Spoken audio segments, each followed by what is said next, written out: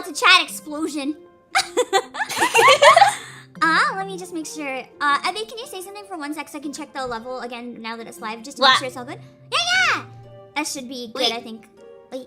I think we're around the It'll same. be good until I laugh, and then it'll like peak my mic and ruin your levels. I'm sorry about that. It's okay. I peak constantly. Like I am really bad.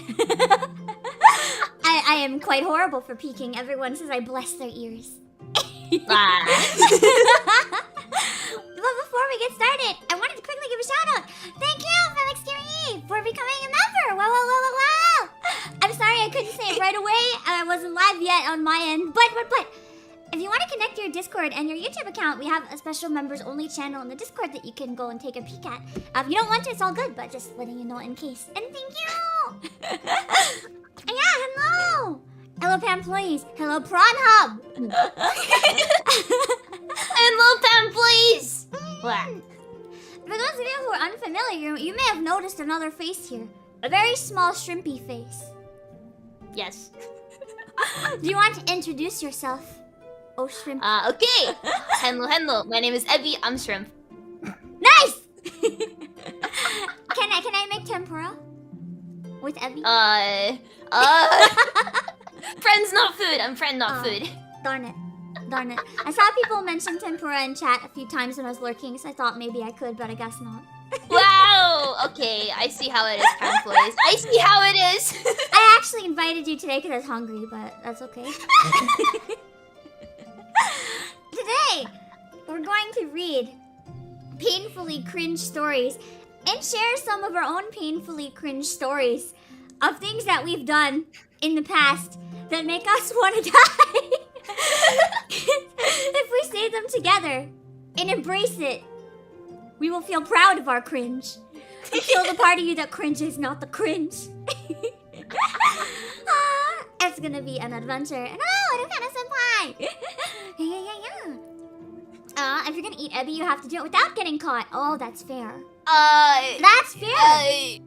Okay. No. Okay. That's fair. I'll have to be more sneaky then. Thank you for the advice. I'm gonna have to sleep with one eye open from now on.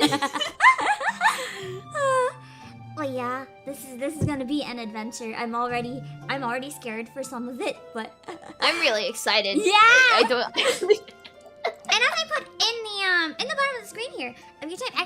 marshmallow, if you still want to submit one anonymously, it's not too late. You can submit one. I don't know how many we'll get through.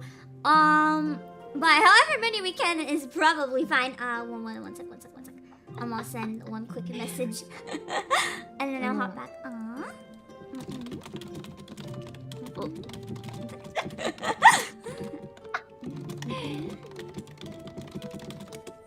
Okay, now back into my Discord. Okay. Let's scroll up. Okay, before we share any of your stories, I thought we should maybe start by sharing some of our own stories really quick. Just like a simple one is also fine. I have a number ready to go, just in case I need to fill time. But hopefully we won't have to share all of mine, because we got a lot more submissions than I expected. Is there one especially painful that you're just dying to share, or do you want me to go first? I have. Well, I mean, pretty much everything I've done is cringe to some extent. Same. Maybe you could go first, and I can think of one, and then when you finish, I can go. Okay. So, I remember when I was around junior high, me and my friends had this phase where we were really into retro anime, right? And we had a huge Sailor Moon binging phase. We just loved Sailor Moon. But like the old dub Sailor Moon, not like the new one or Japanese. Like we would watch the old dub and laugh so hard we'd like cry. And one day after school, we stayed until like 6 p.m. We just stayed at school. I don't know why, for hours and hours and hours doing nothing. And one of the things that we did in a group of like 5 was scream singing, not like good singing, like scream singing the Sailor Moon opening. And like the guitar solo and all, we were like da da da da da da. And we recorded it on my friend's phone. and she made it her ringtone.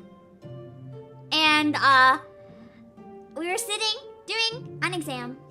We were doing an exam in like the class with the meanest teacher that we had. Where actually it was like a language class too, so speaking English was banned. And then out of nowhere, I guess I butt dialed her, and the Sailor Moon theme with all of us scream singing went off in English, where English is banned during an exam. And we weren't allowed to like have our phones with us, so it was like in her bag at the back of the room. So we had to like do this walk of shame to like for me to go get my phone and stop the call, and for her to turn off her phone.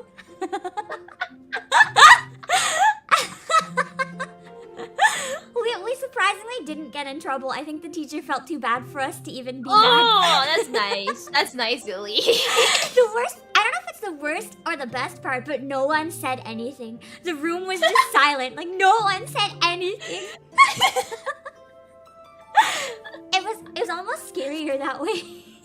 Oh. Yeah, that's my first pain. That's my first pain story. Yay! Yay! That's when you transferred to a new school. It was kind of tempting, Toribochi, I'm not gonna lie. Okay. Yeah. That's a really good story. I don't know how I'm gonna like top that. It was my best one, so I was like, I'll give a good one first. That's a really, really good one. I think I got one. Okay, I'm excited. So it was a really, really, really, really, really small shrimp. Like I was probably like, I want to say like 6 or 7 or something. So really, really small. And at school, it was like the summer fair, and they had like you could basically sing. It wasn't like karaoke, but like you could sing some stuff. And so I went up with a friend, and we sang. Actually, I think it was like a Hannah Montana song. Actually, nice. But we like we sang the song, right? And then when the song was over. So the stage, it wasn't like a big stage, it was like just like an elevated platform sort of thing. But you're supposed to sort of walk off to the side. And that's what my friend did. My friend was like, okay, we sang, we're gonna walk off to the side, now we're gonna go. I didn't. I'm an idiot. No. I walked straight forwards, fell off the stage. and then to make things worse, I got my leg stuck in the microphone cable. No! I was there for about 30 seconds, like flailing, trying to unstick my leg. Shrimp Mom was filming because he put down the camera to come help me. And Shrimp Dad is forever mad that she stopped filming because he wished to have that footage to like admire in the future. That sounds like the best footage to have. I can understand. he wanted it as, I don't know, I think he was joking about like wanting to just embarrass me one day with it, but just knowing that happened is embarrassment enough. I feel like I would be the worst. I'd have that footage and be the one to like bring it over to my friends and be like, look what I did! It's so bad that I'd be proud of it, man. Oh no! That is so great. Hopefully you were okay though. Falling off can be kind of painful. I fell off stage once. I know, I was like, okay. I was okay. It was just like I was stuck for about 30 seconds in front of like all these parents just flailing, trying to unstick my leg from the microphone cable, and just when I thought it was free, I think I got my other leg stuck in as well. His freedom was a lie. It was all a lie. The pain.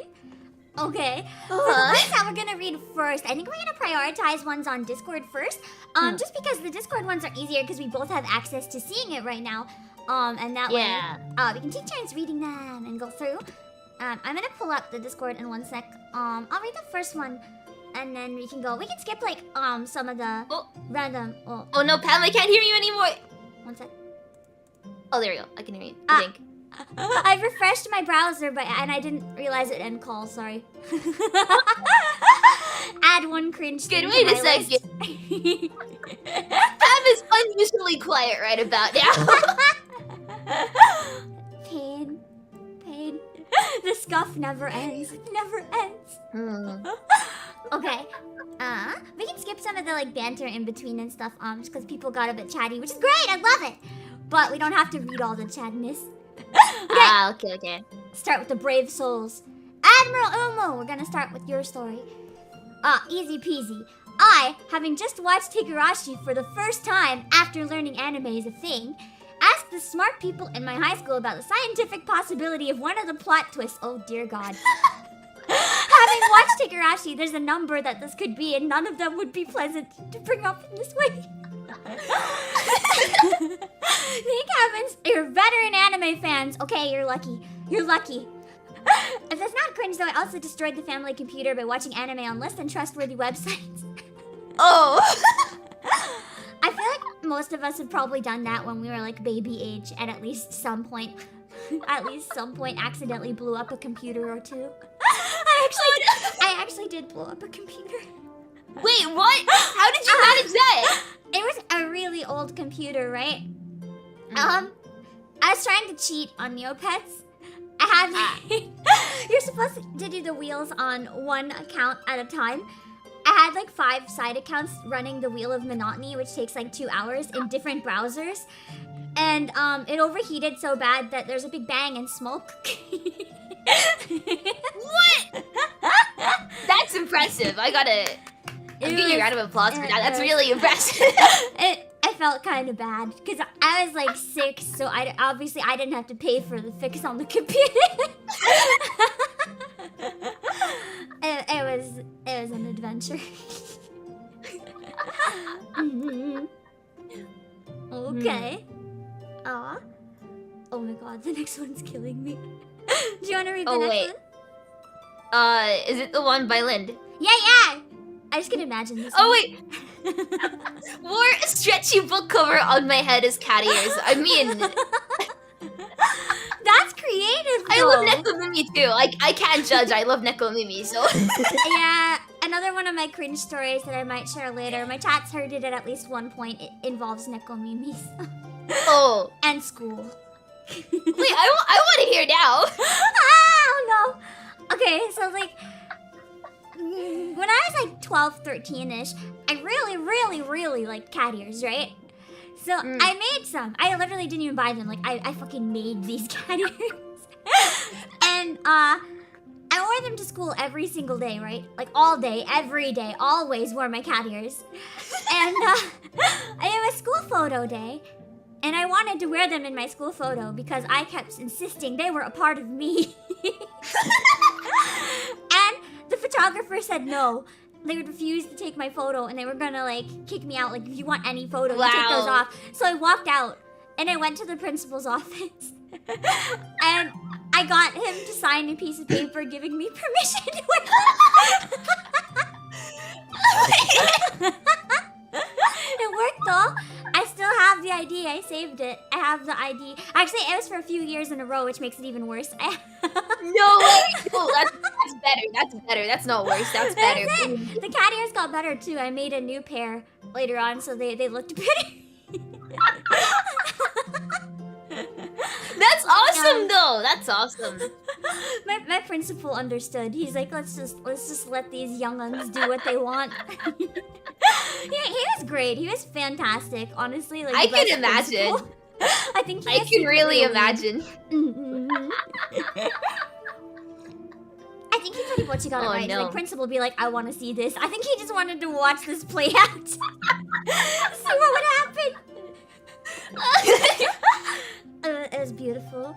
I can imagine how a stretchy book cover would work though. You just put it on because like the corners are a little pointy, right? So you can just put it on your head and like they'll stick out a little bit. Imagine ripping it off your textbook and just walking around being like, I'm a nickel, nya. See, I bought cat ears. Actually, I think they were fox ears, but I bought them. And I didn't like show anyone at all. And yet somehow someone found out at my shrimp school, and then they started spinning the rumor that I was a furry, and they never let me live that down. For the rest of my time there, they were like, "Oh, it's the furry," and I was like, "No, wait." My chat is in denial, but just because you like Neko Mimi or like cat girls or cat boys, it doesn't make you a furry. I ran a poll, and they said that it does make you a furry, but I disagree. No! I still disagree. I disagree too. I will fight this to the Mimi death. and Neko Mimi and all the Mimis are great. They don't make you a furry. They make you incredibly based. Exactly! Incredibly based, not a furry. Not a furry though. even if I joined Final Fantasy 14 just to play as a bunny man, not a furry. Not a furry. Exactly. That's just it's just even more based. Yeah! Exactly. Let's see what the next one is. Oh, from Keikaku! We've got... There's a time ago where I was really into Naruto. Oh no. It's already gonna go downhill. And me and a friend got into a jutsu battle where we tried to end it with the motions for Chidori and Rasengan. Needless to say, I looked pretty dumb trying to spin through the air. Did I also mention we yelled the attacks pretty loud? I hope this was on the school playground. I sincerely hope. You know what? Kudos to you. You have to yell the attacks louder. It doesn't count, so... I used to do something similar with Tokyo Mew Mew when I was in school. Nice! Like, I remember... My friend and I would run around going, Mew Mew style, Mew Mew grace, Mew Mew power in your face. And Nice! Amazing. I mean, I'm looking forward to the reboot, but like... I'm pretty sure I used to do something like that, but with card captors. Like, I would take literally... my school was surrounded by forest, right?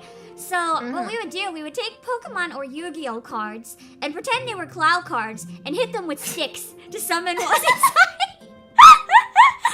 inside. It was not good. But it was fun. It was fun. I swore one day it was going to work and I was going to summon... Oh, what was it? My favorite one. I can't remember. There's one that looks like a little bunny. I think it's the quick or like the jump or something like that. I swore one day it was gonna work. It never did, but that's fine. That was good. Yeah, Tokyo Mew Mew is more based than Naruto. That is true. Tokyo Mew Mew is... Are you excited for the new one? Yeah. I'm so excited for it. I'm torn because the art style makes me slightly sad because it's not the classic like giganto eyes. But I also just really want to see more of it animated, like, because I know the anime wasn't 100% accurate to the manga at parts, and I really like the manga. So I'm curious what this one's gonna do. I'm actually really excited. Yeah. Oh, because for me... Sorry. No, you're good. I interrupted I was gonna say, for me, the art style is like, how I remember it. That's the really weird thing. That's that, like, the new art style is exactly how I remember the old art style. And I go back to look at the old art style and I'm like, how did I watch this? This is, like, not that good. But now I'm looking at the new one, I'm like, I'm so excited. This is gonna be great. And I'm really, really looking forward to it. The new art style seems a bit more similar to the manga, I think. Because the old one kind of did its own thing for the anime. The eyes were, like, massive compared to the manga. I've never read the manga, but yeah. Oh, okay. I definitely recommend it. It's actually really good. The art in the manga is like god tier. I'll have to watch it then before the. Isn't there one? I gotta look this up again. I'm pretty sure there is a male Tokyo Mew Mew. I'm pretty sure there is. Wait, in the works. Wait. Yeah. What's it Tokyo called? Mew Mew Olay. Tokyo Mew Mew Olay. I don't think it's out yet. This is news to me. I'm in. I think it was a one shot. It's a spin-off manga series. That started in January 2020. No, sorry. Yeah, it was first released in January 2020. I'll send you an image in Discord and I'll put it on stream. Oh, wait! Oh, you found it? I just looked it up. Oh, God. Right? I'm sold. I'm reading that later. Wait. I'm gonna show it to my stream real quick, because damn. I forgot this existed. I'm so glad I remembered. Holy crap. Thank you for telling me, because I literally just looked at the fandom wiki and the image that it shows for like the manga. I'm just looking at it and I'm like, I've fallen in love already. No, you're welcome. I thank you for reminding me. Blessed. I'm so blessed right now. Me too. Okay, where is it? Tokyo. Here we go. Chat. This is what we're screaming about. Tokyo Mew Mew Ole. Like OL. Exactly. Look at it. Look at that cat boy. Look at that cat boy. Damn. I like the muscles they gave everyone too. I love it. I love it so much. Take my money, exactly. I can't believe I forgot about that. I don't know how I forgot about that. That is like 100% my thing, and I forgot about it. I am looking so respectfully right now. I'm not respecting. Okay, do you want to read the one from Brandon S? Okay. I don't know if it's exactly a wave story, but one day back in high school, I left my computer running when I left for school. You should have gone catch it then. Yeah. Apparently my screensaver was set to... Sorry, I'm so dumb. I'm so dumb. Apparently my screensaver was set to grab images from my pictures folder and was playing a slideshow of graveyard models when my dad walked in. He didn't bring it up when I got home, not in an angry, disappointed way, but just in a that kind of way.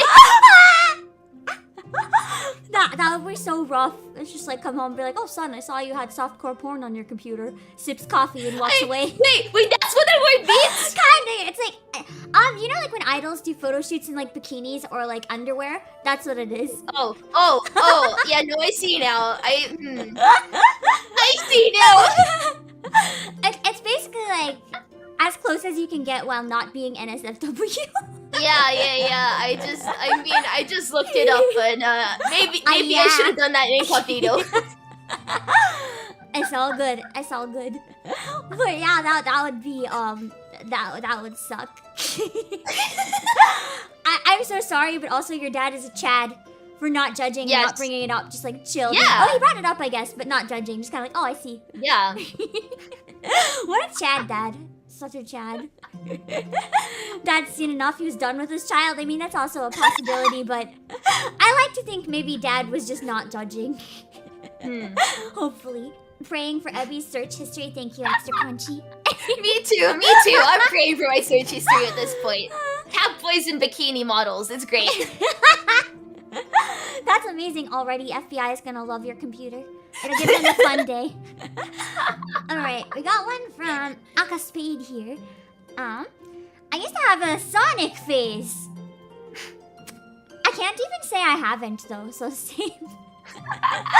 I used to want to grow up and become Tails, so I think I can't really deny I had that. I think that's what you'd call it. I was super invested in all the characters. My favorite at the time being Shadow the Hedgehog. How original. Oh no. There's even a point where Sonic games were all I played, and I made a lot of bad fan art as well. One time, I even wrote and drew a Sonic crossover comic with Kingdom Hearts. Amazing. That actually make an interesting crossover though. Yeah. I was actually really proud of this comic back then, and had random students read it. Oh no. For whatever my reason, I actually thought that it was my magnum opus. So much so that I wrote a sequel comic that I never finished, in which I included a trigger warning because Shadow said damn in it. He's too edgy! That hedgehog got too edgy, man.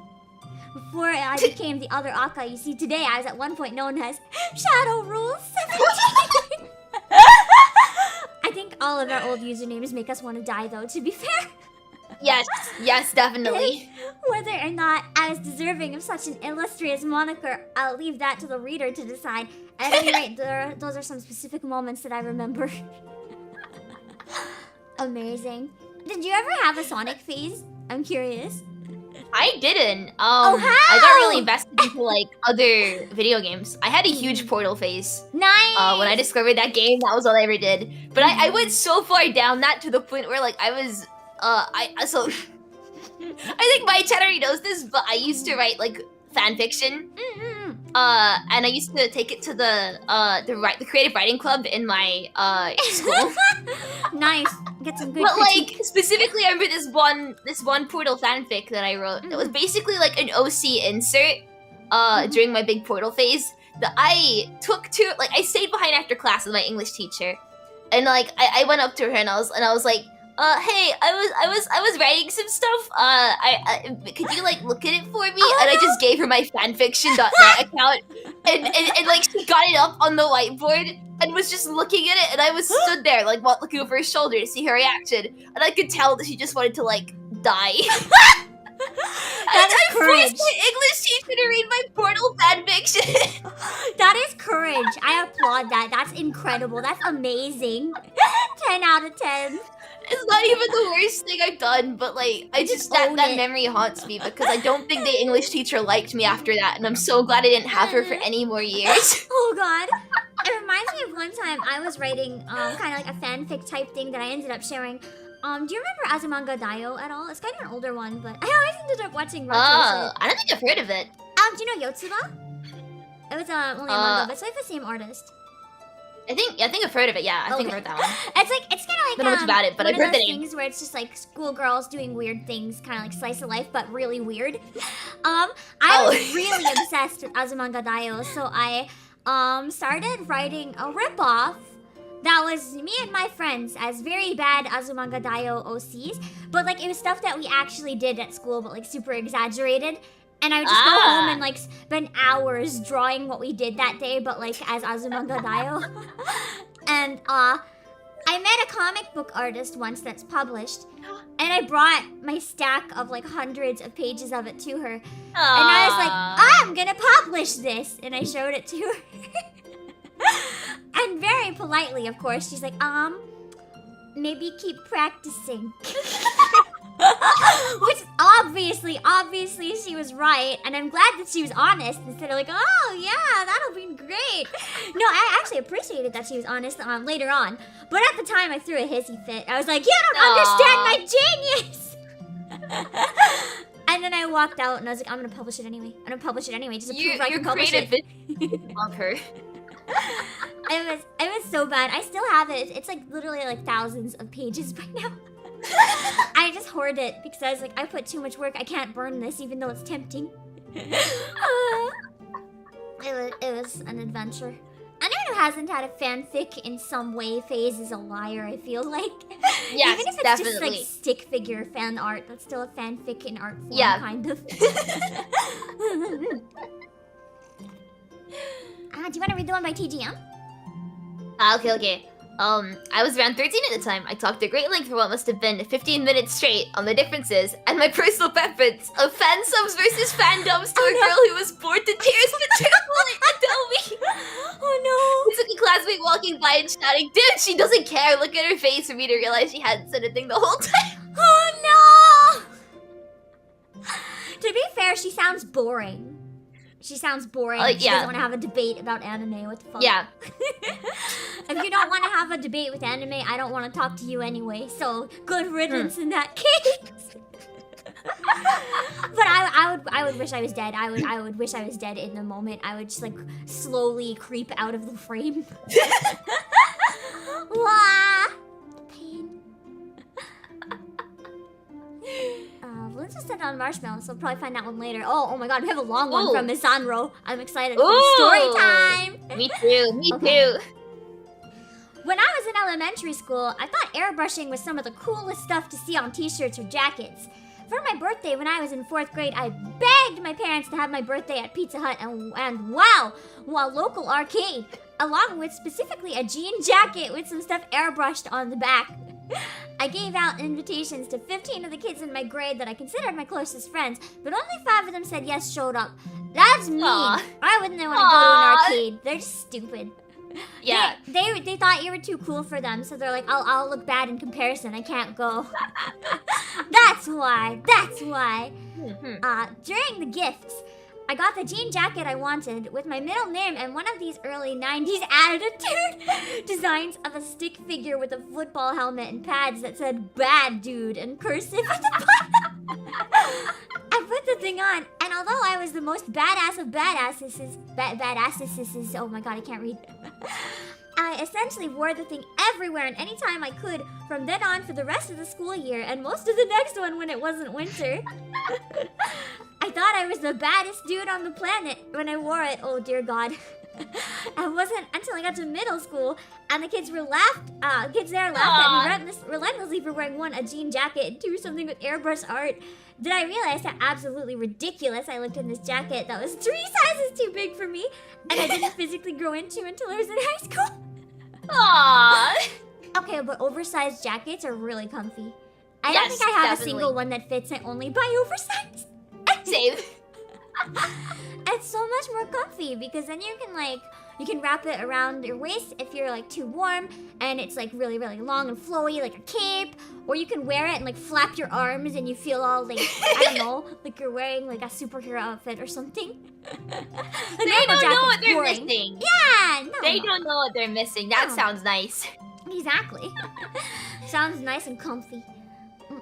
Okay, do you want to read a lens? Yeah. I played a lot of Fire Emblem Heroes in high school. One time I opened the app after finishing an English quiz, and the Fire Emblem Heroes male voice line played on the start screen in max volume. Everyone saw it through towards me, but thankfully it became more of a funny moment than a cringe one. I had a good reputation and good friends, plus the teacher was cool. Oh, that's really nice. Yeah, that's good. What was scary, however, was that if my luck was slightly worse, things could have gone terribly. Upon starting the app, the opening voice line can belong to one of many characters, and most of them belonging to the female cast. In my experience, only very rarely does the male voiced opening line play. Orange goddess.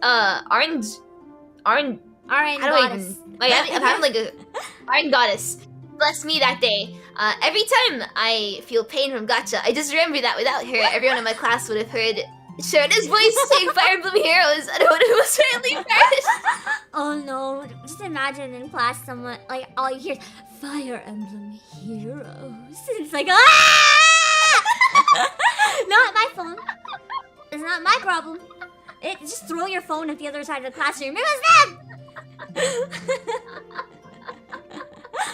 It wasn't. Oh no. That is pretty great. I'm glad you were safe. I'm glad you were safe.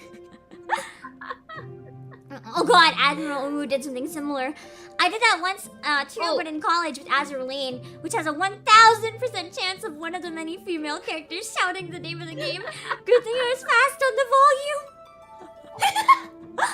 I'm glad you were fast. I'm so glad you were fast. Okay. You wanna read Miss Onrose? Yeah.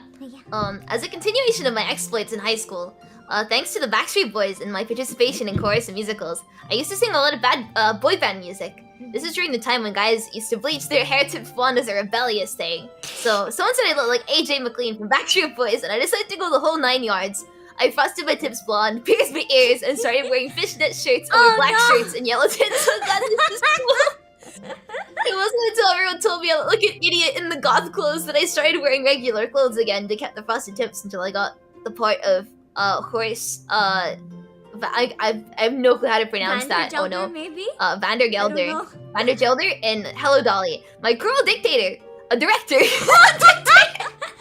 I can't read. You have to do the play exactly how they want it. I was in charge of the musical, so that if I didn't get rid of them, then I wouldn't be able to participate in the musical because bleaching hair, frosted tips didn't exist in the 1890s.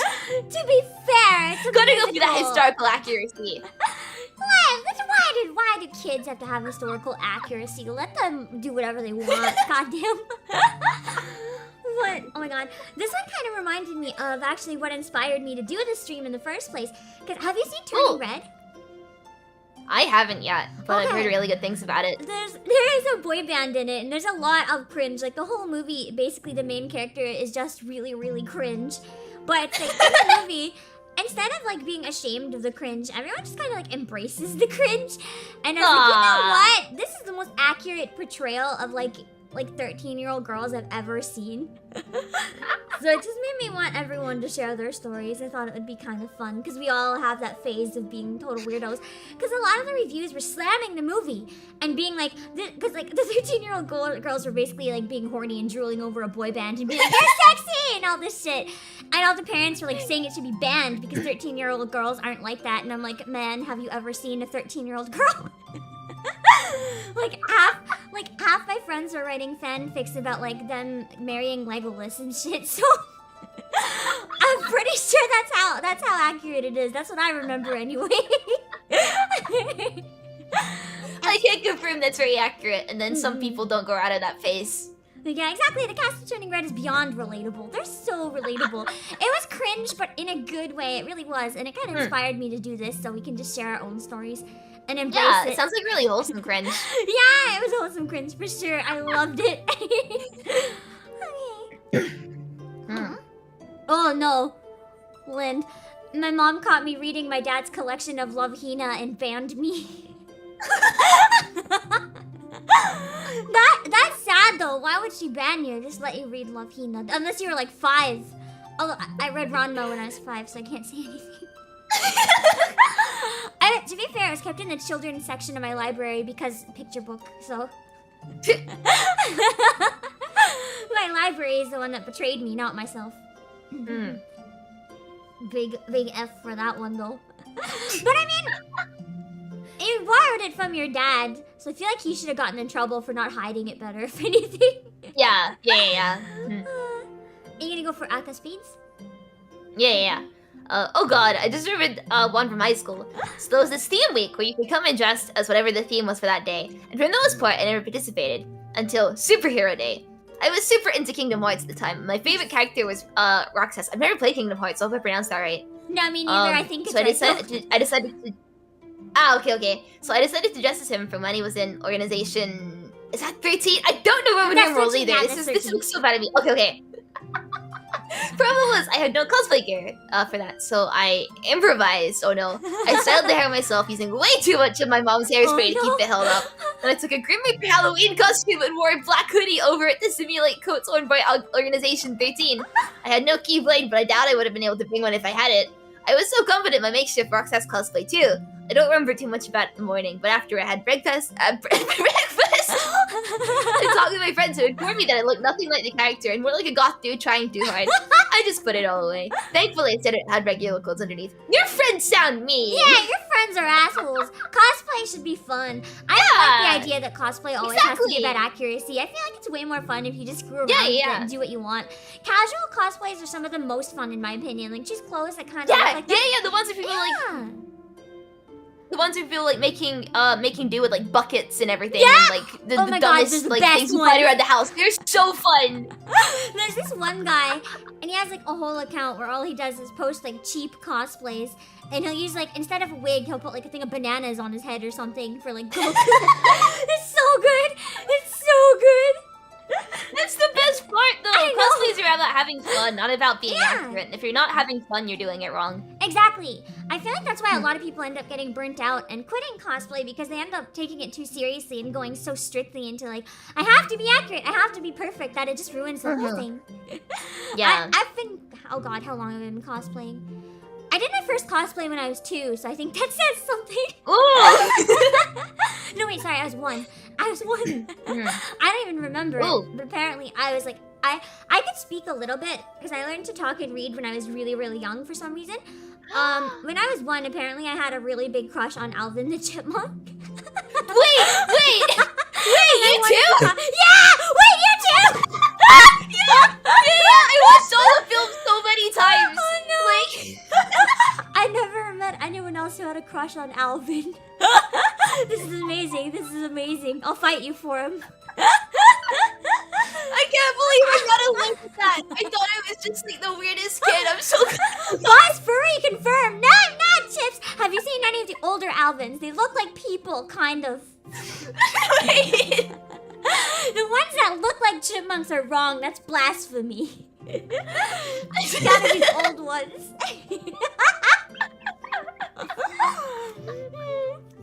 Yeah, I cosplayed Alvin. That's awesome. It just kind of went downhill from there, where I wanted to cosplay everything. I always wanted to cosplay, but I don't think I could pull it off. I know my my shrimp sister can cosplay. She's done like loads of cosplays in the past, specifically of like Undertale and Deltarune characters. I don't know how she does it, but she does it so well. Their designs are always really complicated too, so that must take a lot of work. Yeah. She never like puts too much effort into them, and yet somehow they end up looking great either way. That's awesome. If you ever do want to try though, I bet you can totally pull it off. Anyone can pull it off. It's all about having fun. I'm gonna read Kyle's because this one I don't think is a story yet. In high school, our literature teacher put our class into groups to read lines of a play called The Crucible together. Oh, I read that too. In my group, it was decided I would read the lines of one of the judge characters. At the time, I was really a huge fan of Nippon Ichi games. My favorite Nippon Ichi character was Overlord Zeta from Makai Kingdom. Nice. I had a huge lack of self-awareness back then. I think everyone does at that age, though, to be Yeah, fair. definitely. That's why this stream is a thing. No one has any self-awareness. I don't think it's actually developed until you're like 25 or something like that. Yeah. Fascinating. For whatever reason, I thought it was a good idea to try to voice act the judge's lines with my Overlord Zeta impression as a joke. That is a good idea, actually. That would be way more fun. Your class probably had a blast with that. It's probably way better. As if I hadn't thought that there was an extremely low chance anyone in my group had ever heard of Makai Kingdom before, but I could still have fun with hearing it. I wasn't even friends with any of them. All I knew was that there were 2 of them that were into anime like me. So I guess this was me trying to make friends at the moment, hoping one of them would get the reference. Honestly, that's kind of smart, though. I would probably do that. Oh, I scrolled down too much. Zeta has a very arrogant and pompous attitude, so I acted out my lines as the judge. I failingly tried to sound as bombastic as possible with each word I read. Zeta has a catchphrase where he shouts, "I'm a badass freaking overlord!" That is the best catchphrase. After I read my very last line, I said, "Because I'm a badass freaking overlord." As a judge, that would be kind of weird, admittedly, but still kind of funny. One sec. One sec.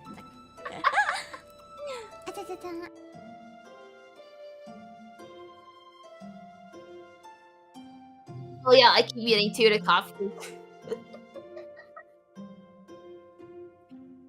Aw. Oh no, I hope you're alright.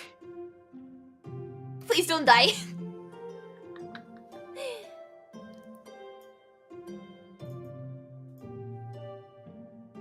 Sorry guys, I had a really bad coughing fit and I didn't want you to hear that. Unfortunately, I didn't have time to mute that and Discord, so Ebi got the full brunt of it. I'm sorry. I'm dying ASMR. Yeah, Pam dying ASMR. Woo! I hate ASMR, but if I'm dead, I don't have to worry about it, so it's fine. And I don't remember what scene of the Crucible we were reading, but I'm pretty sure the Makai Kingdom reference I made didn't fit the context at all. I then looked up and saw everyone looking really annoyed while avoiding eye contact with me. I immediately felt so much regret. You know what? They were just intimidated by how much of a badass freaking overlord you were. They're too intimidated that they couldn't be that much of a badass, that they couldn't commit to reading in character. They're boring. When I got home, I audio recorded myself with my Zeta impersonation and learned I did not sound like Zeta at all. That doesn't matter though, because if anyone else voiced him, he'd sound different. There's lots of different approaches you can take. Nor could I voice act in general. I mean, you're probably, because of the memory of the day, honestly, just being a bit too hard on yourself. It was probably better than Yeah. Not to mention Zeta was voiced by Crispin Freeman. Nice. So yes, my weak awkward sounding voice was trying to sound like Crispin Freeman in front of my annoyed classmates. I'm so embarrassed. It's probably worse. Some of them watched anime. Nah. Hopefully they actually wanted to be your friend as well and they were just shy about it. Yeah. Because I felt the guilt of being one of those people giving anime fans a bad reputation. Nah. Everyone at that age is gonna do weird shit like that. Whether it's related to anime or not is negligible. People are just mean to anime because they don't understand it, so it's something easy to poke fun at. That's the only reason. They probably already knew I was referencing some anime or game, but chose to ignore me because they knew how embarrassing it was to admit you liked anime. They're not as brave as you. That's their fault that they're not brave. And then more likely because the awful acting? No, I think it's because they were wimps. They're wimps. Pretend you were sick so you could avoid going to school the next day. No. Hopefully when you did go back, everything was okay.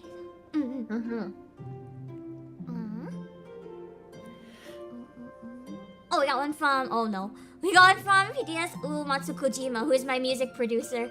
He told me he sent some painful stories. Be prepared for an adventure. Should I read it then? Yeah. Okay. 15 years old, first night on a 2-week-long cruise ship. Nice. Fancy dress night, in my tux feeling myself.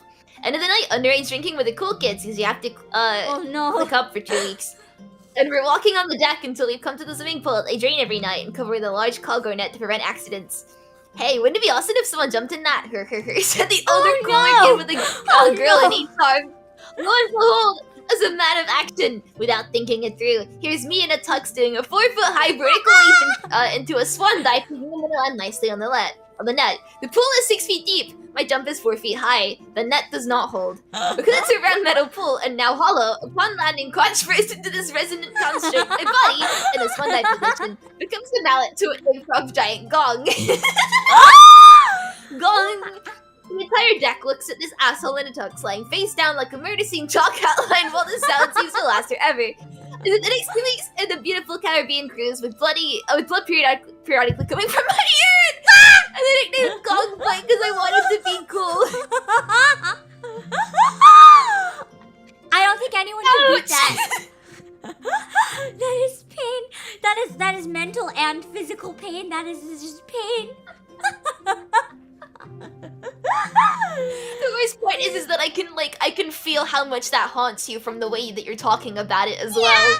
Like the more humorous you are about a situation, the more it hurts you. That's the rule. Yeah. Holy moly.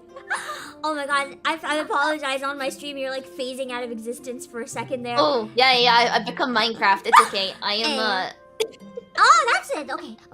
It's okay. low You're just res. like multitasking, getting some Minecraft stuff done at the same time. Yeah. Understandable. Oh no, we have another story from Kojima. Okay, Nobuo, bring me your worst. 14 years old, high school.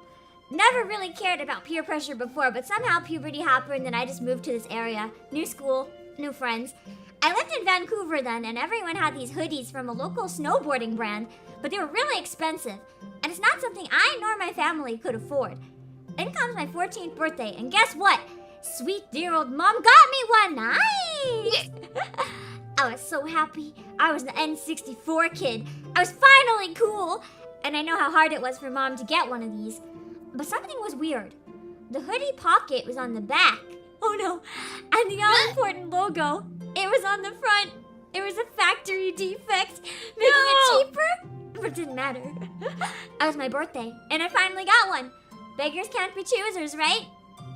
I got you this one because it's unique, just like you.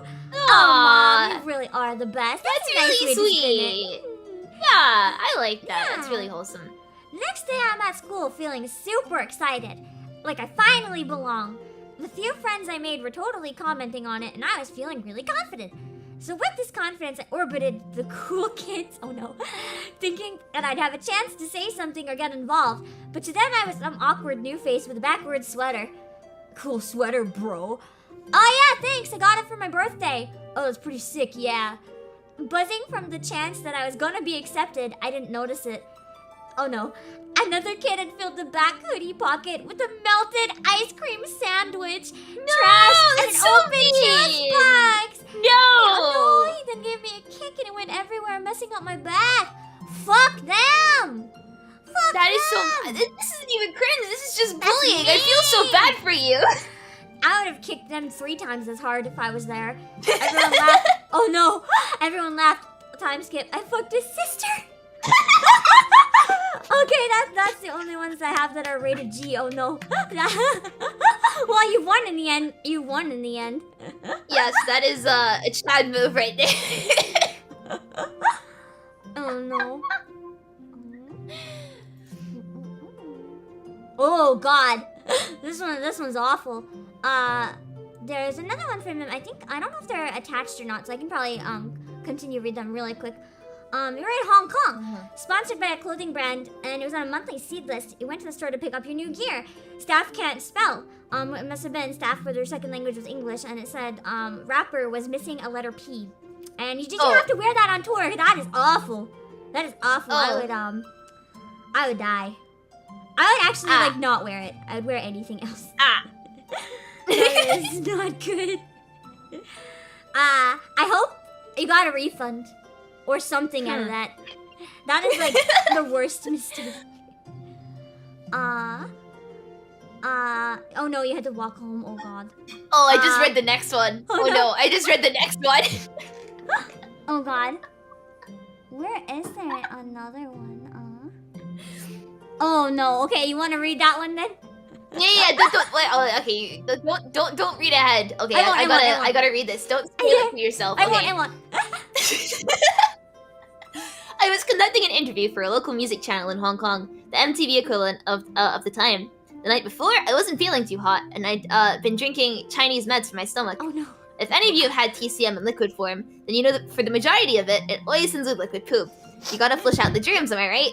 Anyway, it's interview time, and I'm listening to some indie band tell me about their inspiration for the newest single. While I'm actively listening, I realized that I'm actively shitting. I think he's actually told me this one before. It's so If good. you saw that interview on TV, and you knew what I knew, then you could pinpoint the exact time when I started. You can see it on my face, the expression of, oh, there's diarrhea dribbling down my thigh, because I'm wearing arm pads, so there's nothing catching it. And I have to stay professional while I listen to this yokel and his trite fill offices for me some music and smell it for the camera. He wouldn't shut up. I was standing there with shit on my legs for 15 minutes. Yeah, he told me that one before. I think it was like not only on TV, but I think he said it was also filmed in front of like a live audience. And he just literally like had this shit drop to the bottom of his pants, so it was down his whole leg, and he just had to like pretend everything was normal. And you can't just admit on live TV like I pooped myself. You can't just do that. That is professionalism. That to the is max. professionalism. I don't know how you were able to continue going, but like I have nothing but respect for you. Shitting yourself live, and you would go anyway. And hiding it too. Exactly. God for them harm pants, just hiding it really, really well. Apparently, the nice poofs have lots of space to hide the shit. Oh man, that might also be a contender for story of the day, man. Yes, definitely. Exactly. Don't kill the part of you that is cringe. Kill the part that cringes. That's what the stream is. Exactly. Oh, I have one more. Okay. I don't know if this is cringe. I'm walking out of a busy subway intersection in Hong Kong. You have to walk to the other side to get onto the next train, but the people exiting that train are doing the same thing in the opposite direction. It's really packed that day because it was raining, so everyone was crowded and pushing through in a rush to get home. I accidentally knock over a man, and I'm like, oh shit. He hits me with the, hey motherfucker, I'm blind! I knocked a blind man down! No blow! Not good. It was an accident though. But the only response I could muster to get out of the situation was to say I'm blind too. Oh no! And because I had an umbrella, I used it like a walking stick to add credence to my lie. That's gonna make it worse. Oh, okay, well be careful, you too, top. I'm going to hell for that one. You just might go to hell for that one. That's quick thinking. I'm equally embarrassed and proud. Well, you can tell your story and reign supreme in hell, I guess. Honestly, that sounds like an episode of the IT crowd. You know, man, fully press the panic button is right. Oh my god. This is sudden shift from anger to empathy, right? Okay. You want to read the supposed double whammy from Misandro? Yes, I will. I'm excited for this. Okay. Freshman year of high school, my high school marching band participated in a trip to Disney every 4 years to perform in the park. That's really cool. We spent the weekend there, and we get to enjoy our time outside of the 1 hour we were required to perform. It was Saturday, and we had the day free. It was also my birthday, so I was super happy to spend my 15th birthday going to Disney for the first time in my life. I don't do well with heights, but promised myself I would get on the Tower of Terror ride that day. So my friends and I get in line, and I'm super antsy about it. We get on the ride, and at this point, I'm close to panic. The drop starts, and I start screaming like someone is trying to murder me while crying hysterically. My friends spend the rest of the day laughing at me about it. Wow, that's really mean of them. Yeah. Part 2 is when we decided to go to Epcot for late lunch. I was so stressed out that my stomach didn't agree with what we had for lunch, so I almost immediately had to go shit my brains out in the bathroom. I lifted my shirt back out of the way fast enough and had a very small streak of shit.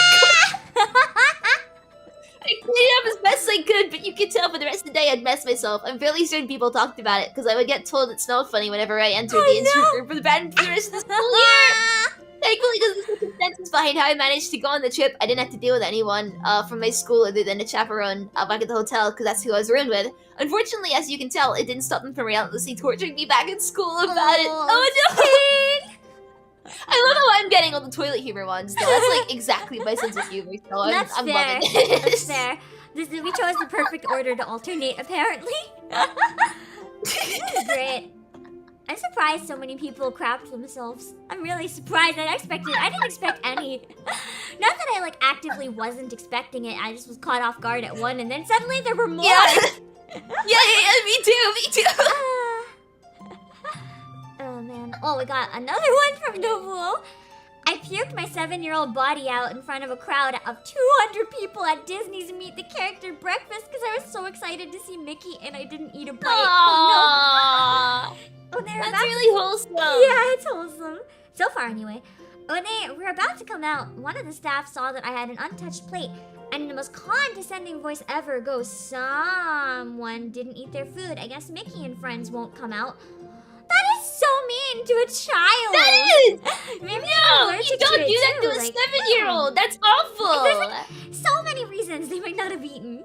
Freaking daggers, Exactly. man. The glances. I stuffed myself as fast as I could. This giant-ass American-sized breakfast. With the anxiety and nerves, of course you throw up. Oh no, projectile, no! They took me to the medical bay and I never got to see Mickey. Fuck Disney. That's mean! You know what? They should have given you compensation for that because technically they forced you to do that. Yeah, don't bully a child into eating. Like, you don't know why they're not eating. They might just not like the food, for instance. You never know. They might also not feel well and like because... Another situation in an amusement park. This time it's at the local Six Flags on the Sea Dragon, aka the boat ride that swings back and forward really high. I was there with my friends and girlfriend at the time, and they all said they would support me to get on the ride, so I get on with them. The ride starts and I'm looking at first. And the ride starts going higher and I start to panic. The people on the opposite side of the ride facing me see the look on my face and start to laugh and yell at the controller, "Higher, higher!" Oh no! The ride operator makes it go higher. At this point, I start screaming at the top of my lungs, "Make it stop, make it stop!" The ride operator sees me and starts to laugh. That's not nice of them! They're supposed to operate the ride! Not only did I not stop the ride, but they make it even higher than they did before. Wow! At this like point, they I'm should in be hysterics obligated and to let you totally off. screaming. Exactly. I mean, I understand not being able to stop it, but making it go higher intentionally is just start like slowing it down at least. asshole move. Yeah, like you can slow it down, let the person off who's uncomfortable, and then like run it again for the people who missed out. Maybe like swap one person in on the empty spot. Exactly. Like, jeez. Exactly.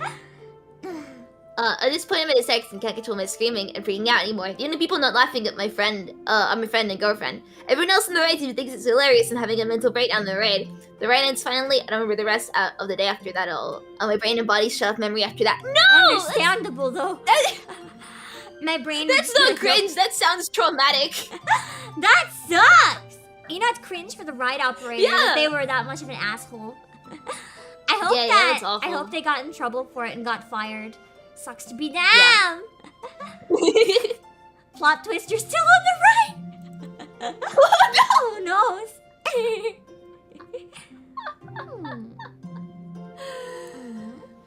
Oh no. I don't think these ones are stories necessarily. Oh my god! Someone I think drew a picture of oh yeah, it's one of the nightmares. I think they're pushing the ride operator to like just pushing them down on the ground. Good, you got your revenge. Thank you, Kyle, for helping execute it. Oh, we have one from Nelly. Nice. As for me, you've got a mixed bag of previous tales. I played Sonic-themed make-believe with an equally cringe friend back in elementary. In middle school, in the Chunibyo phase, that is the phase we're living for today. Walked through the school courtyard with a fur blanket, like a coat. In high school, I brought one of my My Little Pony plushies to class. Meanwhile, doing presentations on Awakening and sharing around my shipping list. I can't say I haven't done similar, though. I would like do presentations on my favorite anime and just talk about who I ship in class. It's pain. First year of college, I get bored and boot up Fire Emblem Heroes, but unlike Lind, I do get full volume Sharena.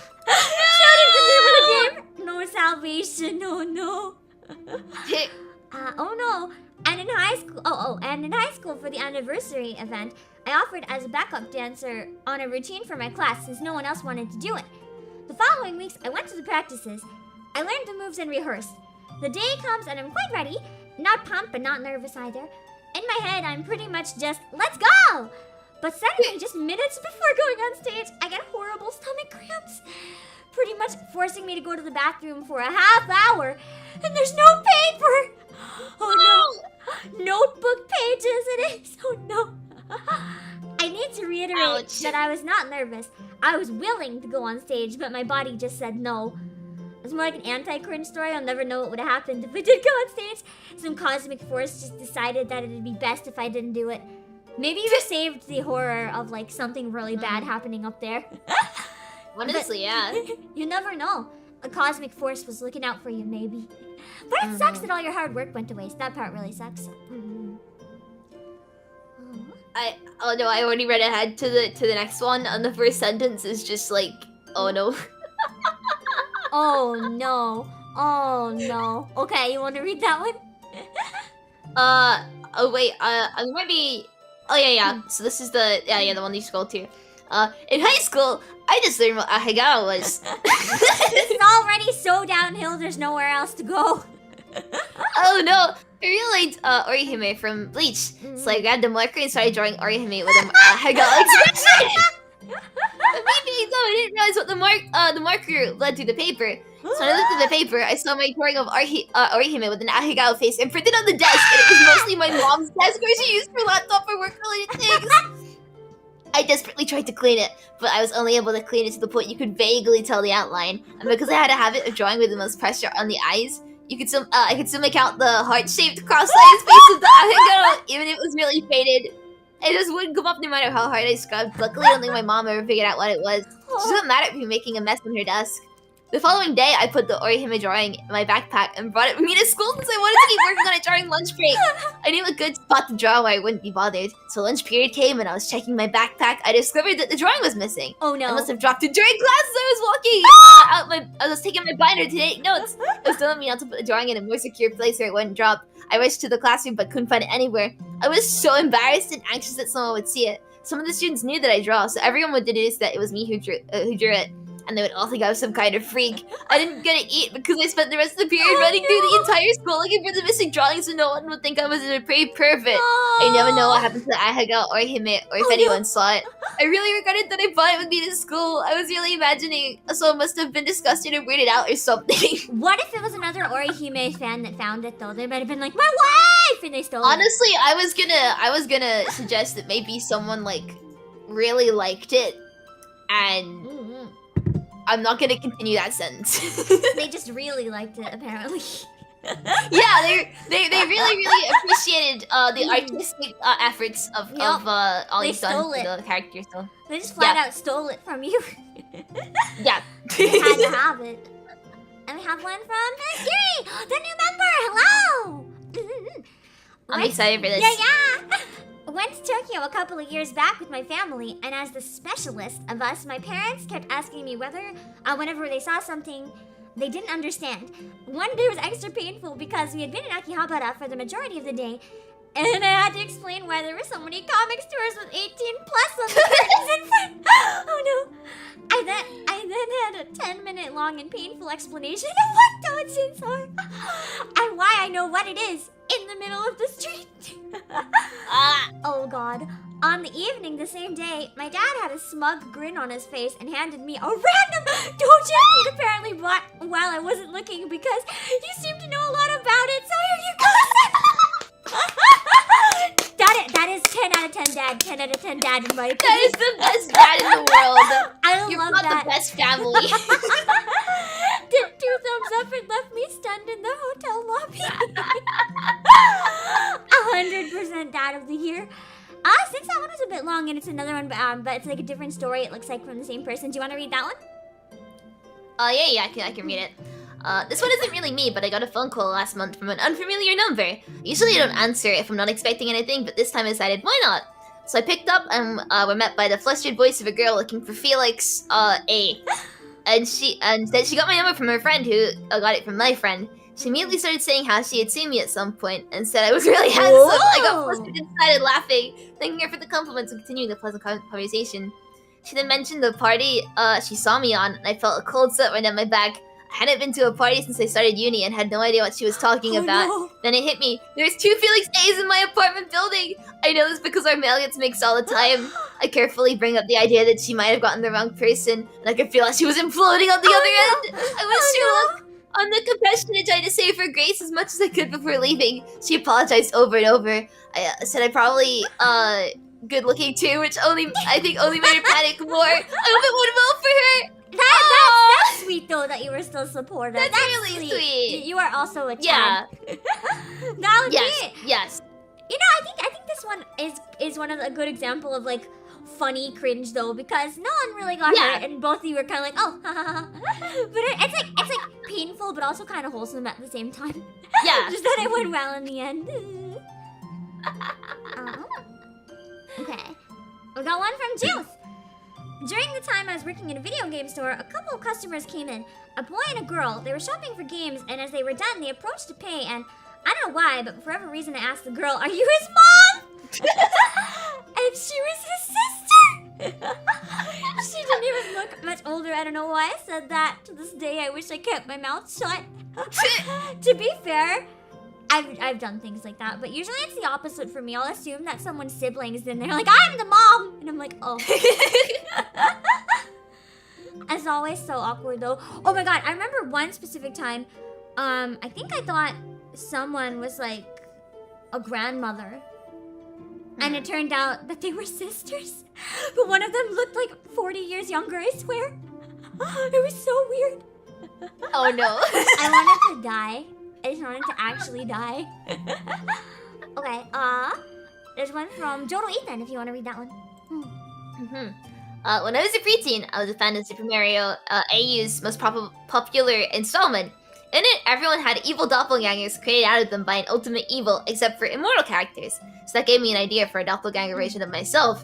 He would survive the events of the installment and exist only to be the shadow to I, the Sonic. His personality would have been just like 2010 Shadow the Hedgehog, and every 5 seconds he would talk about he was the last surviving doppelganger as if it makes him special. Oh no. His powers were colored red because Edge. Also, my first playthrough of Pokemon Black 2 and White 2. I would name him after my rival. I would name my rival after him, and did the same with Pokemon Y player character, because Yvette's color scheme was edgy, and so was my doppelganger. Nice. I feel like for anyone who says they didn't have a phase though, where they had some sort of OC doppelganger that they would self-insert in like everything. No, I've done that. I've done that. Yeah. I did for like the longest time. Same. The best part is when someone asks, like, "Is that just you?" You're like, "No." No. That's my character. That's my character. But it's not Ebi, it's Shebby. Exactly. It's not Ebi the shrimp, it's Shebby the crab. Exactly. They'll never know. Or even better, it's not like a normal shrimp, it's like a crayfish. It's just a crayfish. Yeah.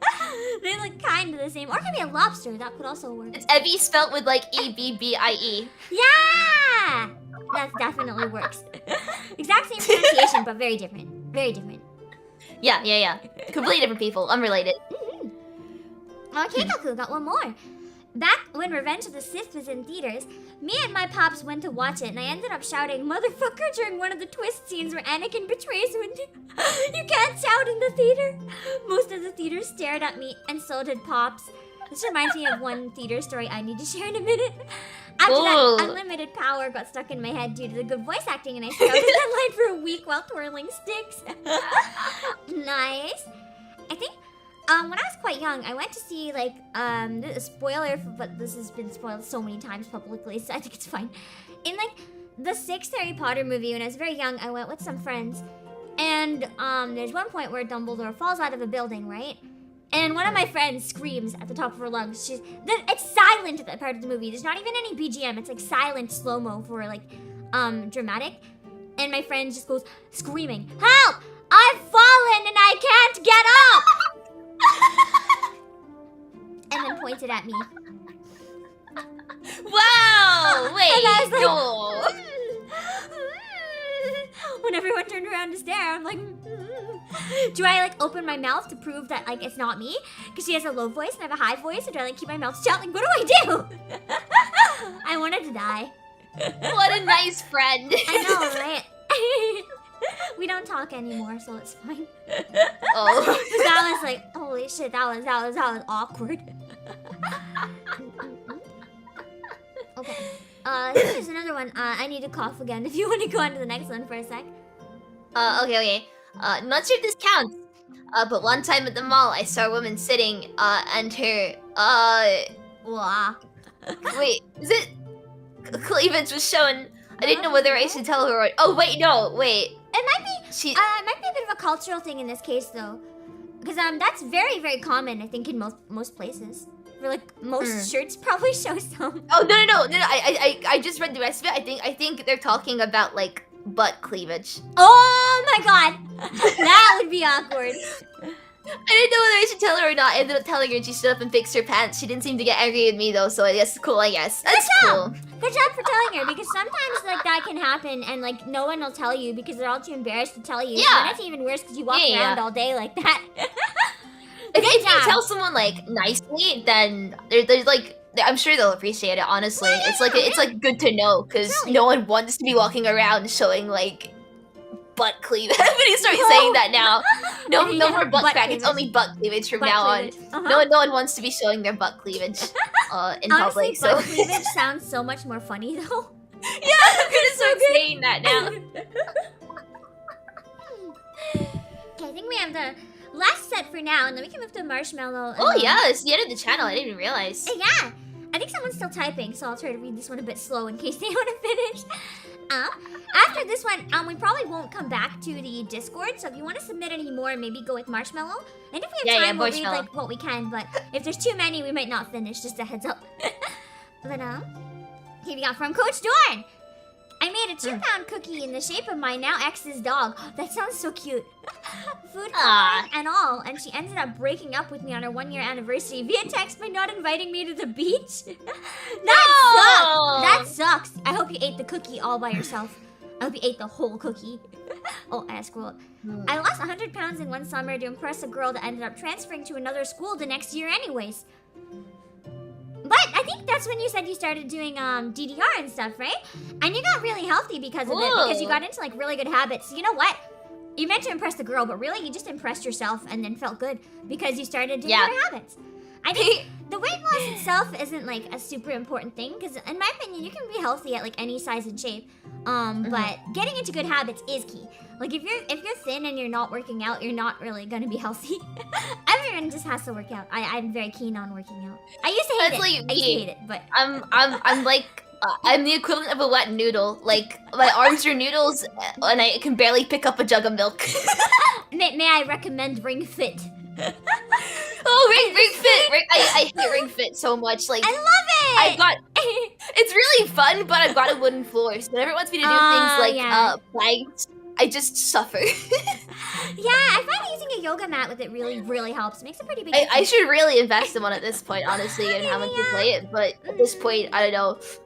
Yeah. The floor does not like me. No. I've slipped on the floor and hit my head playing it before. I also don't have one, so I'm not one to judge.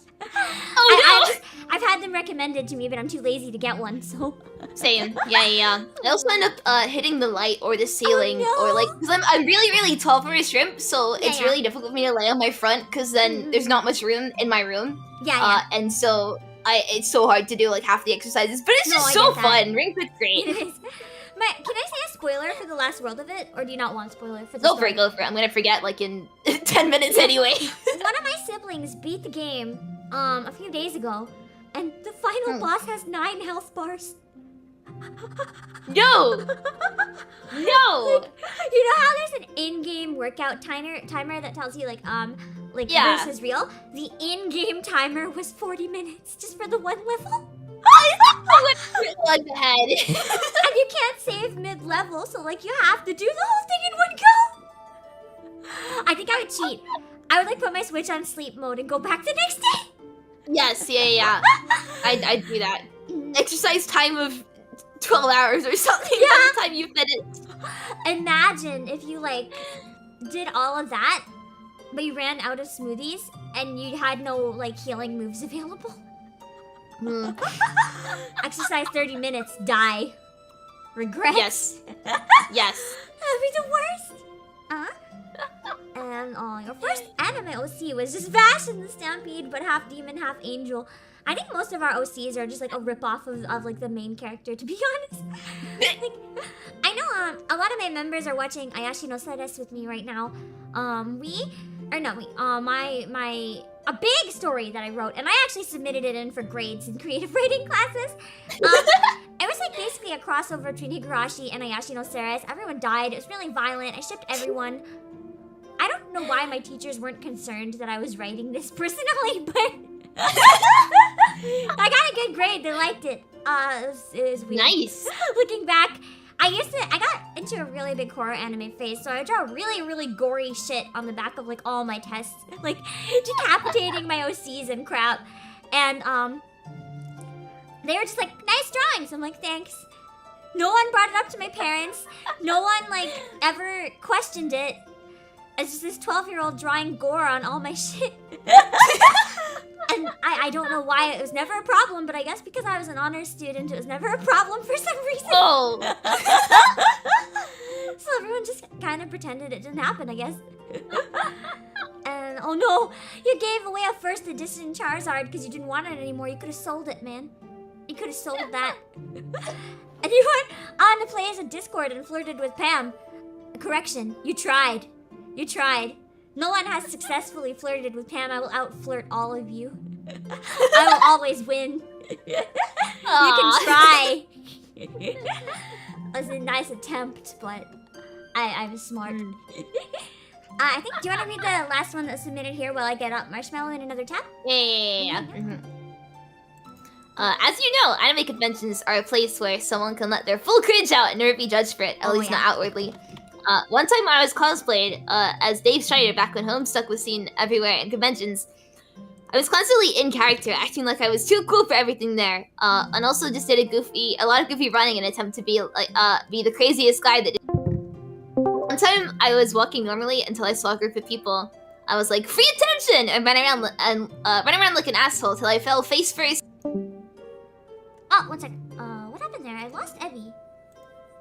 Hold on.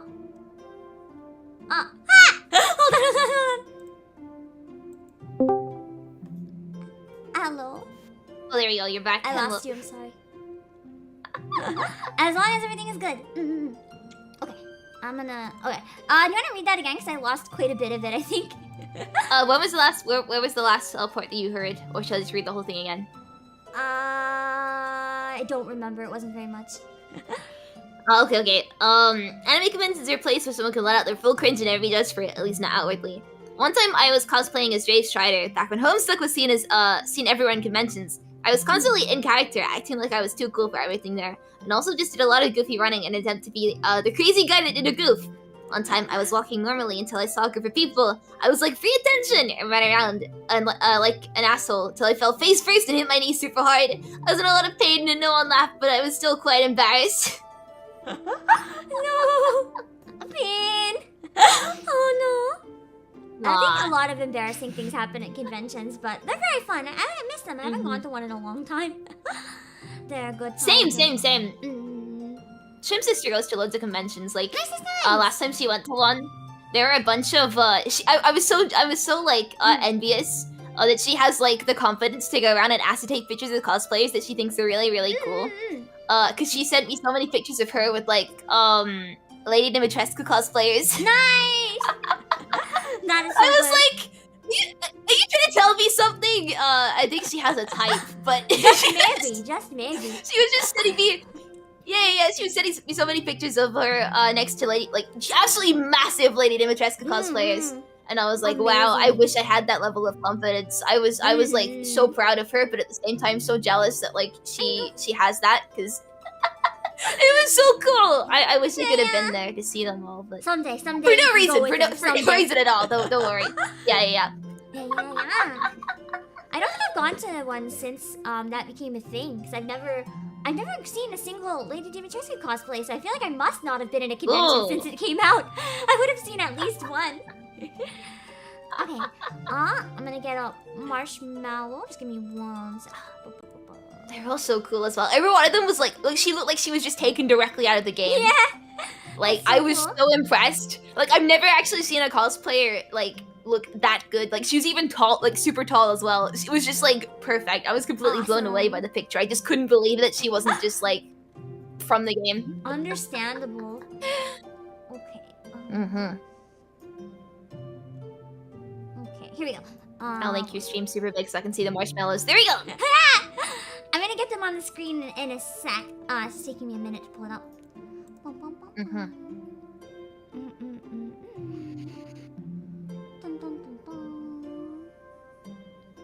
I'm gonna dance in the meantime.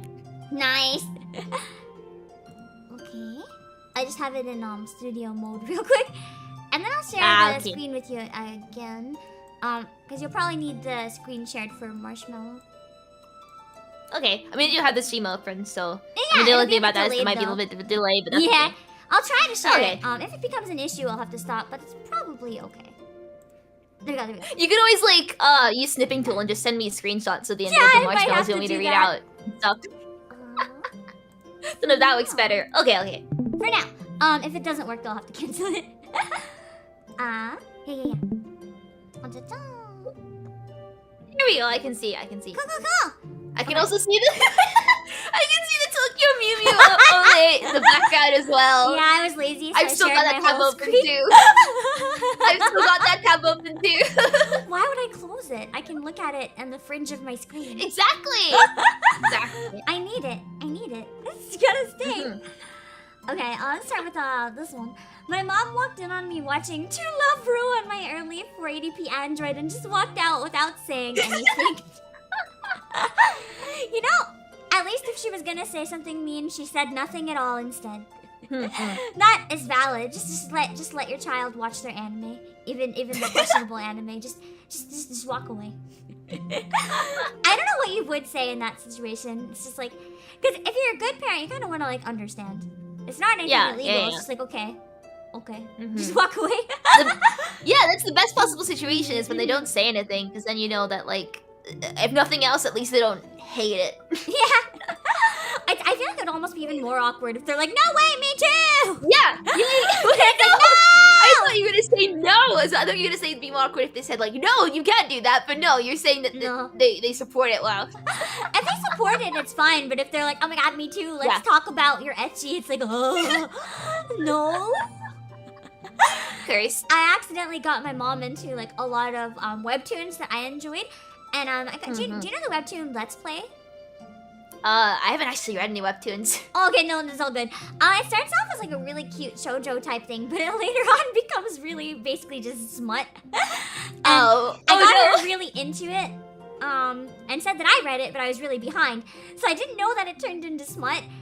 And she's she's like, I'm caught up, and I'm like, oh cool, I should probably catch up. And then as I was catching up, I was like, what did I get my mom into? and she absolutely loves it. Like, she's going on about how much she loves it, and I'm like, okay. That's nice, though. That's nice. Yeah. It arguably later on almost becomes like softcore porn at parts, though. So. I was like, I mean, at least she's liking it. You but now to talk about now. Yeah, I'd rather talk about like anything else with my mom. And she just always wants to talk about the new chapter, and they've been very spicy lately, so I'm just like, yeah, this is great. But it's really good though. I do recommend it. It's very cute. Despite what I said, it's more cute than anything. I do recommend it. Do you want to read the next one? Which one are we going up or down? The one going up, yeah. Okay. Used to kiss the art of my waifu on the cover page of the manga volumes that she was on middle school. I did this nightly for at least 2 weeks before I stopped. I won't say what series it was because chat might realize who I am, but let's just say K1 would be mad. Oh no! That's amazing though. That's amazing though. Everyone's just jealous about your 2D girlfriend that you got to make out with every day, man. That's the life. Moms have those romance novels that get pretty steamy, so an ecchi webtoon isn't that bad. No. What you don't understand about my mom, she condemns those. She's like a super Christian. She like condemns those. She's like, anything that's like that, she's like, this is dirty. And I got her into smut, but she likes it, and I don't know what happened. Maybe she just doesn't realize it and is kind of in denial about it. Like, she just thinks they're really good friends. There's like a whole arc about her just like, There's like a whole arc about one character wanting to fuck another but being shy about it, so...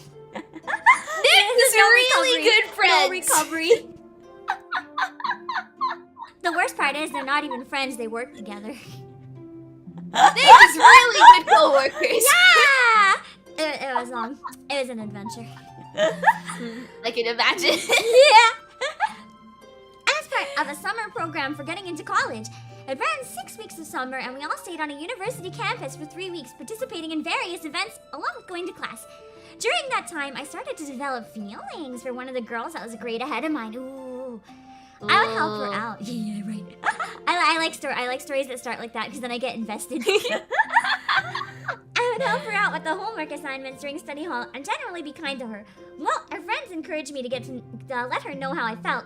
So for the end of summer celebration, I learned Spanish Eyes by the Backstreet Boys and sang it on stage. In the midst of the chorus, I got down on my knees and super into the singing, quite the most ridiculous display of courtship you can imagine. Aww, that's cute though, that's cute. That is. Once the song was over, I got off stage and went back to my seat quietly. I went over to her table during lunchtime and asked her if she would date me. She looked me dead in the eyes and said, "Sorry, you're like my little brother." I would be like simultaneously happy and sad though. Because like, if someone sees you so close that you're like a sibling, it's like, wow, that's really nice. But if it's someone you have a crush on, that kind of sucks. Yeah. So it's like, that's like a blessing and a curse, depending if you're okay with it staying like that at least. I mean, I'm pretty sure there were like some people out there who would be okay with that, but... Yeah! It's like, oh god, then it'd be like, sorry, I seem like a little brother. Oh, even better! No! I've seen enough weird dojins that is quite a possibility. Oh no. Okay. Do you want to read the one that has the Ebi on it? Because it's your turn and it's okay. calling you. It's calling you. Yes. In the first age, in the first battle, when the shadows first lengthened, one stood. She chose the path of perpetual torment with boiling blood. She scoured the umbral plain, seeking vengeance against the Dark Lords who had wronged her. All those who tasted the bite of her sword named her the Ebi. That's not even cringe. That's just like someone writing fanfiction about me. I'm down for that. Is that their cringe? They write fanfiction about VTubers? Ew, who watches VTubers? Gross. What's a VTuber? I don't think I would ever watch that. That sounds nasty. Aw. Oh no. Seriously though, I think it's really cool when people write fanfiction about VTubers, as long as it's like... Yeah, same! Yeah, as long as it's VTubers that are okay with it, because I feel like some probably aren't so much. But I sometimes get fanfiction from a few people in chat, and it's always really cool. That's awesome! Yeah, I've had a couple fanfics as well, and like they've been so in-depth with like continuity and lore. And I'm like, how are you so good at this? How do you... I've had so many fanfics that I've basically been sitting on for like years that I just haven't finished and have been sitting in my Google Drive folder for ages. How do you finish stuff? Like, please give me that power. Right? I'm always jealous. Awesome, especially when it's like 10 pages or something. You're just like, whoa, you took a whole exactly. Like, that's badass. I wish I was motivated enough to do that. Right, same. Okay. Oh, we got a middle school story. Those are always the best ones. Yes. Oof. We're already off to a great start for this one. Oh boy. Okay, this happened in middle school. I had just gotten into anime and I was a loner, so Naruto's loneliness in episode 1 really struck a chord with me, and I fell in love with the show. I thought you were about to say you fell in love with him, and I was like, oh, okay. Well, my mom bought me one of those my Naruto toy headbands, and I wore it to school. I was thinking I was so cool, and after 2 hours I put it away because no one was asking about it, and my one friend who did know about anime was in a different class. That's so sad. You could have used it as an opportunity to introduce them to Naruto, though. You could have introduced them to your cult. Get them to also watch it. Show off your ninja clan. Okay. I gotta go grab my other drink real quick because I'm almost done this one. If you want to read the next one, and I'll be back in a sec. I'm just gonna mute for like a minute. Okay. Oh.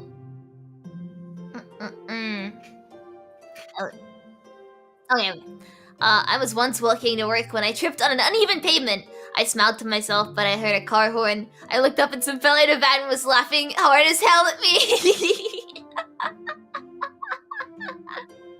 Oh That's a good one. Oh no. Yeah. That sucks. The fella in the van was just like honking. I hope they at least asked if you're okay. If not, then screw the van. Okay. Oh, got another longish one. One time, as a young kid, I woke up from a nap needing to go use the bathroom. So I stumbled out of bed, went to the toilet, lifted the seat, did my business, and then went back to bed. What really happened, oh no, in my sleepwalking adventure was I stumbled out of bed, went to the kitchen, lifted up the trash can, peed into the trash, then went back to bed, all while my parents watched from the living room, astonished at what I did.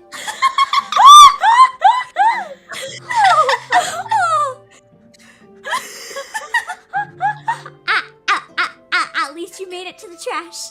That's something. Yep. Yep. That one was pain. That one was pain. I would die. I would actually die.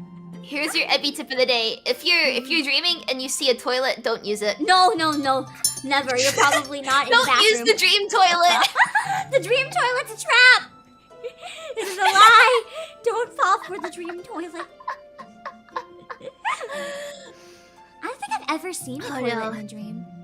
I just can't recall. I've seen them loads, but I've always woken up before I've used the dream toilet. Oh, that's good. Like, that's a relief.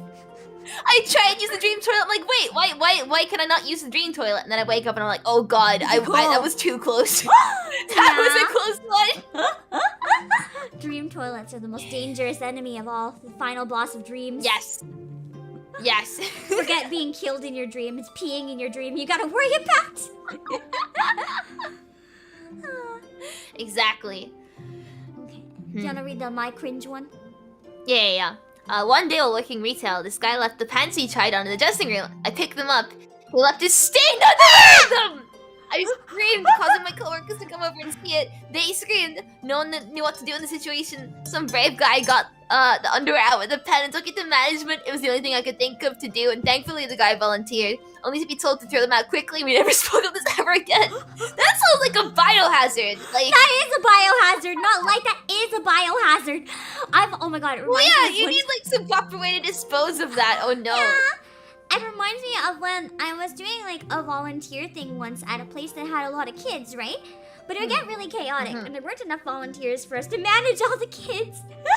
So the parents would just be like texting on their phones while the kids did God knows what. I went to refill my water bottle and came back. I was the only volunteer on the whole floor of the building that day. There was a poop streak from the bathroom all the way to like a playground thing. And all over it. I don't know. The worst part is scoot along the floor. I don't know. The worst part is the little snail trail. I never found out who the culprit was. I never found the poopy child. And it was definitely shit. It smelled like black. It was so bad. And like it's just a snail trail. It was. I feel like probably the parent caught them and like picked them up and ran away. Because what else do you do? Like, you know? Oh god. I like to imagine there's just this like one kid somewhere in the world who's really smug because he like shat everywhere and got away with it. Oh my god, yeah. It was, oh god, it was so bad. The worst part was because I was the only volunteer, I had to somehow like clean it off while blocking the other kids because they all wanted to go see what the poop was. Like, what's that? And we'd go try to touch it and I'd be like, ah! So I was like trying to clean it while running between kids while using my walkie-talkie and being like, please help! And no one was answering me. So I was like begging parents, I'm like, please restrain your children! I never wanted to volunteer there again. Oh no. Oh my god, it was wow. Now, I got another long one. It's a birthday story. On my birthday, I went out with my friends to a fancy Korean restaurant that I booked. Nice. I don't think I've ever eaten in a Korean restaurant. I've had like some takeout, but I don't think I've eaten in a fancy restaurant. I gotta do that someday. We met there, took our seats, ordered, and waited for our food. After we finished, I asked for the bill, since I was gonna pay for the whole thing.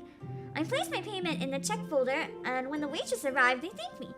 I was looking at them with a smile on my face, yet very confused. Can I get my change back? Since I paid a little over the total amount. The waitress was also confused, but they returned me that spare change. After they left, my friends looked at me, and one of them even face-palmed. I said, "What's wrong with you?" Then they asked me why I didn't leave the change and gave it to her as a tip. Then it hit me. I wasn't even aware of that. And what's worse is that I can't give it back. It'll be too awkward. We left, and I seamlessly walked past the waitress while thanking them for the good food. The memory still haunts me to this day. I've done that before. I've been in restaurants and forgot that tipping was a thing, and I just asked for my change and left. Aww. To be fair though, I feel like making tips part of service kind of sucks. Like, just pay the people more, and then they don't have to have tips. It's better for customers and workers, honestly. Yeah. I mean, in the UK, we don't have like tipping culture, so. Oh, nice. Yeah. We don't like tips. Tips are like completely optional because people get paid a good amount over here. Yeah. I was gonna ask about that. If there's no tipping culture, like, do people that work in restaurants get better pay and like a bit more respect and things like that? Is it like less? Teenagers go work in a restaurant for money, and more of like this is actually a viable job? I think so. Yeah. Nice. Like, well, you basically get paid. Well, tips aren't taken into account when paying someone, so it's like, yeah, they actually get paid good money that isn't like less because of tips. Yeah, but that's a really good thing though, because I feel like a lot of people underestimate how hard stuff like restaurant work actually is. I feel like those people need to get I feel like paid, if I ever had to do it, I would have a breakdown. Yeah, no, I don't think I could do it either. Give them lots of money. I give would them start all my crying money. the second anything went wrong. Like I can't even imagine having to like do something like that. No. People who work in like service in like any way, whether it's like restaurants or like even retail, I have the highest respect for you because Me I don't think I too. could ever do that without just like breaking down. Yeah. All of you in chat who work retail or food or like call centers or anything like that. Yeah. Everything you are like a that. god. Seriously. You are a god. Don't let anyone tell you you are weak. If you've survived even one day, you are god tier. Holy shit. I'm mentally kicking all the mean people for you. I'm mentally kicking them. And no one deserves to be mean to people like that. Yeah, exactly. I don't think I've ever seen like someone be really mean to people in public, but except for this one time, but the entire time I was like cringing inside, like just let people do their jobs. Yeah, like, really. They're working so hard. Leave them be. Exactly. Just let them do their thing. Do you want to read the cringe-inducing story? Oh yeah. When I was in 7th grade, I had my first real crush, and my dumbass self thought it was a good idea to confess to her in a lyric. Oh no! So on the day of the confession, I leave it on her desk, minding her in different classrooms, and that's when the embarrassment kicked in. I just remembered that she was looking for me in recess, but I hid in the bathroom. After that, we never really spoke again. But wait, there's more. We went to the same high school. I had long stopped feeling the crush, but the embarrassment of being close to her was mortifying. On the last day of school, she came up to me and asked her about a classmate called Giovanni. And I only responded, Giovanni dos Santos, a Mexican soccer player. I genuinely don't know what happened next. I blacked out. Maybe we laughed. Maybe one of us walked away. Oh, wait. You just closed the... I had to check something real quick, sorry. Okay, wait. Oh my god. Oh, yeah, that's fine. Wait, I'll look at the stream. I found it. Now what happened next, and maybe start again. Now this is the public record for a good laugh. Oh, wait, I can't see you. I'm in the way as well. Oh, wait for stream to catch up so I can read the last word. Come on. I have there we go. back with the you marshmallows. laughed. Cheers. Yeah. I forgot you were relying on that. I'm sorry. I feel that. I have more tremendous attention span. Like even in streams sometimes, like I just lose track of what I'm doing and just look at like my 20 tabs that I have open. I can't stay focused for this long. Like when you're live, your brain just goes to mush. Like I'm trying to play Final Fantasy 14, but I've been like learning it on stream. And like people are like, "Oh, didn't you remember this mechanic that you learned last stream?" And I'm like, "No, you don't understand. If I learn it during stream in 5 minutes, I don't know it. Like it might as well not happen." Exactly. That's with any game that I start playing. Like honestly, if I learn it on stream, I'm gonna forget by the time the next stream comes around. Like I don't retain information. It's hard when you're balancing like reading chat and reading the game and like doing the game and also like talking back to chat. There's so much, holy shit, there's so much going on in your poor brain. It takes a long time to get used to that being a streamer because at first you're just like, overwhelmed. You're like, oh my god, there's chat. What do I do? Yeah, exactly. I feel like I'm a lot better now, though. Like, Yeah. I recently started playing Metal Gear Rising. Nice. I'm so in love with that game, by the way, now. But like, I was so happy when I went like from one stream to the next, and I had the muscle memory. It, like for the first time ever, it actually stuck, and I was able to play the game. I mean, then like after I realized that I actually just accidentally made the game really hard for myself by having nothing equipped. But that's besides the point. I was so happy that I actually retained information for once, because it's the first time that's ever happened in between streams, and I was like, yes, I did it. I strive to one day have that experience. I hope one day it clicks. It's like I think it's just like muscle memory more than like actual retained memory. But I hope I hope you're able to. I hope it clicks for you one day. Thank you. The one game, usually I hop around a lot with different games, but one game that I'm keeping as a staple, I've started having like one day a week where I'll try to do at least an hour off stream. It can be hard to find time, but like that way I can reinforce mechanics into muscle memory when I'm not live. That's such a good idea, though. That's such a good idea. And it's been working. You guys, the viewers have noticed some improvement, so it's working. I just gotta keep it up. Okay. That's really a big brain. We got a story. It was my first weekend stationed in Okinawa. My NCO supervisor basically has a tradition of taking all the boots, new guys, out drinking off base since most bars don't check for IDs from foreigners. Oh no. On the way back to base, we had to go through the checkpoint. It's a military base. I, drunk out of my mind, tried my best to hold my composure while camp guards check for our IDs before entry. One of them says out loud, "This guy is underage." Drinking age is 20 there, but I was 18 at the time. Yeah, it is 20 in Japan. I think, did they know? They might have changed it recently to 18 though, I'm not sure. I know they changed some of the legal age stuff in Japan from 20 to 18 recently. Because there's a lot of complaints that you weren't an adult in Japan until you were 20. Like, you didn't have a lot of rights. And that was kind of weird. And instantly I cry and beg, I don't want to get MJP, the military punishment that can result in demotions. That's rough. The other guardman just says, dude, it's okay. You just had bad sushi you can go through. While my NCO and the other new guy both just laughed. At least they looked out for you. Oh, we have a test. Aww. Okay, the next one's a little short. Do you want to read that one? Ah! Yes! I wrote X-Reader fanfics when I was younger. My dad found one and made us have a family meeting over it. But was the family meeting him putting himself into your fanfic and reading it? Oh, that would be awesome. I'm so glad that my family never found my fanfics. I kept everything on a USB that I kept with, oh yeah. My comic. I used to like show mine to everyone but my family. No, but like I had all my yeah, fanfics on a USB. Yeah. But I like would carry the USB with me everywhere. I would just work on it whenever I got the chance. But yeah.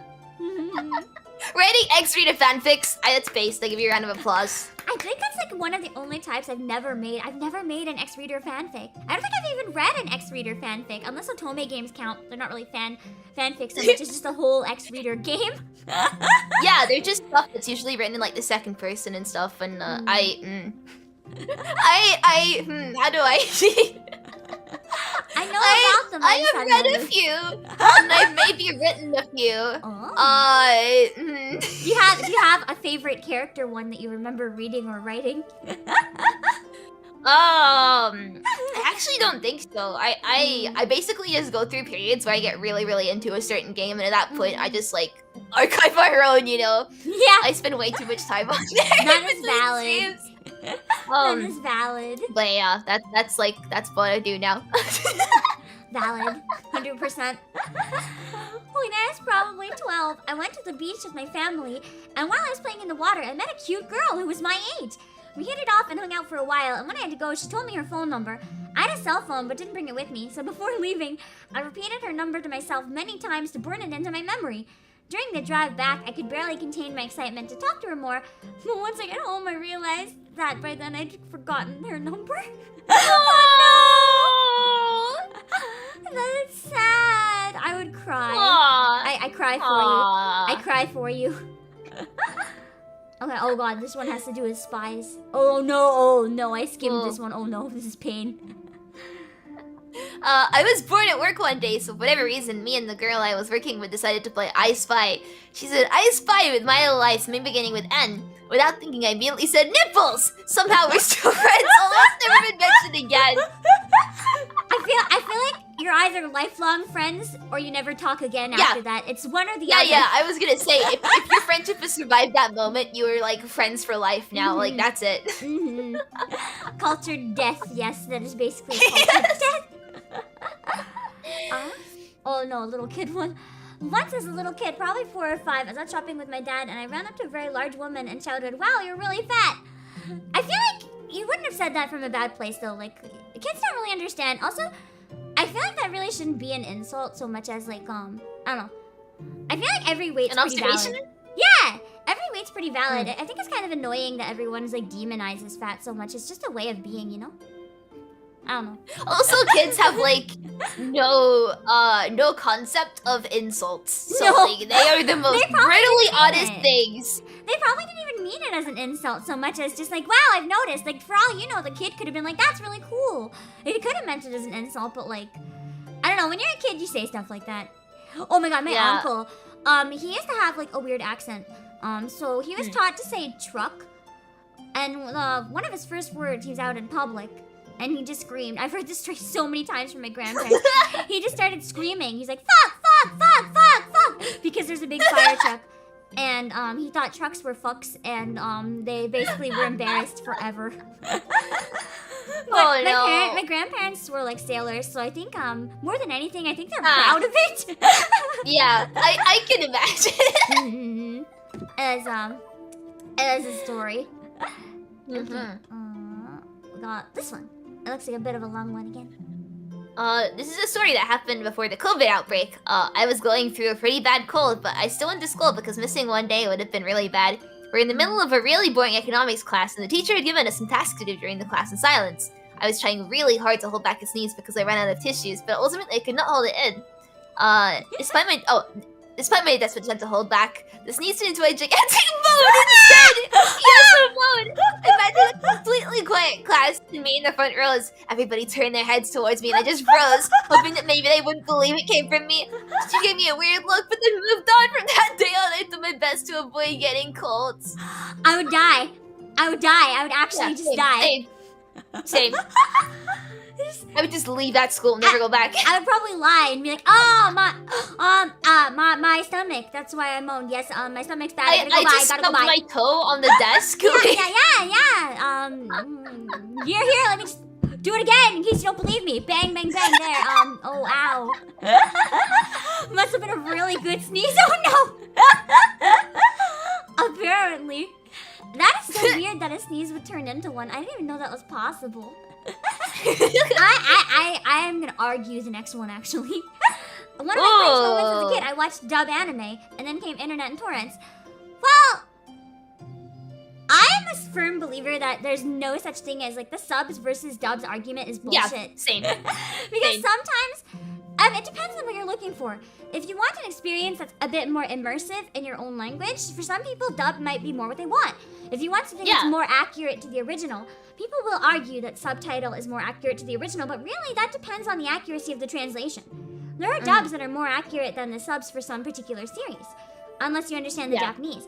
I will say that subs usually are more accurate if you want something that's like truer to the original, but sometimes dubs can be just as good, or if you're judging voice acting objectively, sometimes they can be better. I have heard at least a few series where I saw the dub and the Japanese. I did not like the Japanese. Like, the show I'm watching right now with my members, Saris, the dub is really bad. It's one of the worst I've ever heard. And then we're like, we checked out a few clips from the Japanese one just to compare. It's even worse! Oh no! It's actually worse! So like, it's just a stupid debate, because there's also, there's reasons that they're both necessary as well. People with hearing loss might need subtitles, but people with visual loss might need dubs. Like, they're both equally valid. The whole argument makes me mad. Everyone's always like, oh, ew, you watch dubs or whatever. It's like, actually, I just watch whichever one I like better for this series. Yeah. I don't know. I feel like my unpopular opinion about that is probably the most unpopular because I don't pick a side. Fuck that argument. No, like I think you're right. I think you're right. I personally watch dubs more than I watch subs. I usually watch dubs if a show has dubs, purely because like you said, I really like immersion. Yeah. And me too.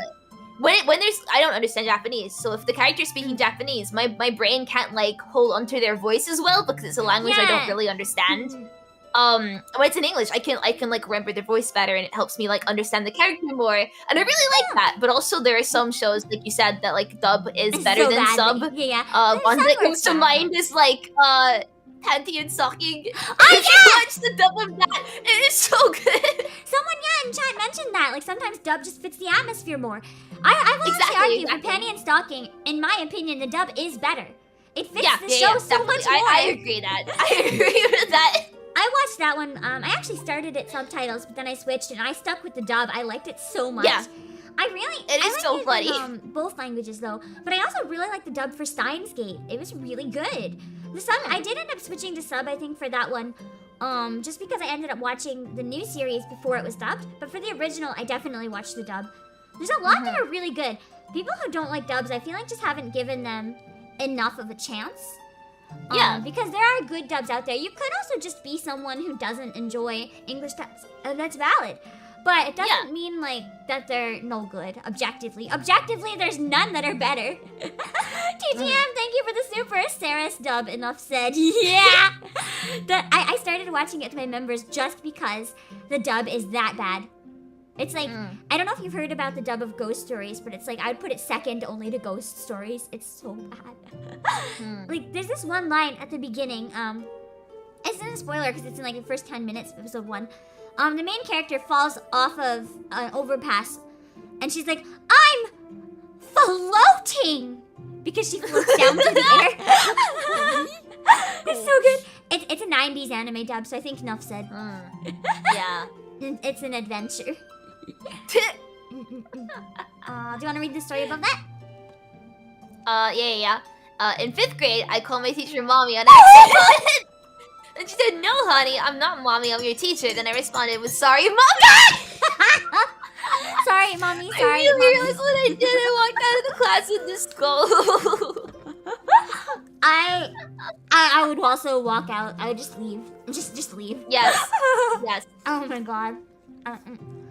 Oh, the no. next one. After I finish my bite of apple, sorry. Oh. Do you have any snacks that you always end up eating on stream? Because for me, it's basically always apples. Green apples. I don't think I've eaten anything on stream other than like a bowl of cornflakes once. Oh my god, I don't know how you do Although, it. I get so hungry. I can't go an hour see, like without off food. stream, okay. Yeah, off stream, I eat like chocolate buns, Cadbury's chocolate buns, and like pretzels a lot. Like, they're like my go-to snacks at the moment. Yeah. But I don't really eat much on stream. I don't know why. I usually get really hungry as well, but yeah. Yeah. Green apples are really good if you ever want something to eat on stream because they're actually really good for your voice to help keep you hydrated as well as like if you talk too long, sometimes the microphone can like pick up the spit in your mouth. It can prevent that. So it's really helpful. I can't remember the last time I had a green apple. I usually eat red apples, but now I gotta try green apples and see if it help my voice. It's because a specific type of acid in the green apple that helps with it. Ooh! Science, okay. The best apples are golden delicious, though. The best apples are golden ones. But green ones are all I eat, really. I don't eat them that often. How about your dumplings? That's not really a snack so much as a meal. I always eat my meals on stream, too, just because I stream so long that I don't have time to eat outside of stream. Aww. So no one seems to care, so I just started eating on stream, and it's fine. Okay, I'll read the next one now that my apple's done. When I was around 9, I was at the wedding of my mother's female cousin, and at the end of the after-wedding party, we all said goodbye. When it was my turn, I told her new husband that if you make her unhappy, then I'm going to kamehameha you. I don't know if that's better or worse if they do understand or if they don't understand, but that's amazing. That's amazing. One hell of a threat. I think this might be the last one, but I'm gonna refresh one more time just to see if anything else comes up. But do you want to do the honors of reading what may be the last one? Okay. Oh no. I was in middle school, and there was a question about the natives of Niger were called. So without hesitation, I buzzed in, and my response was Oh no!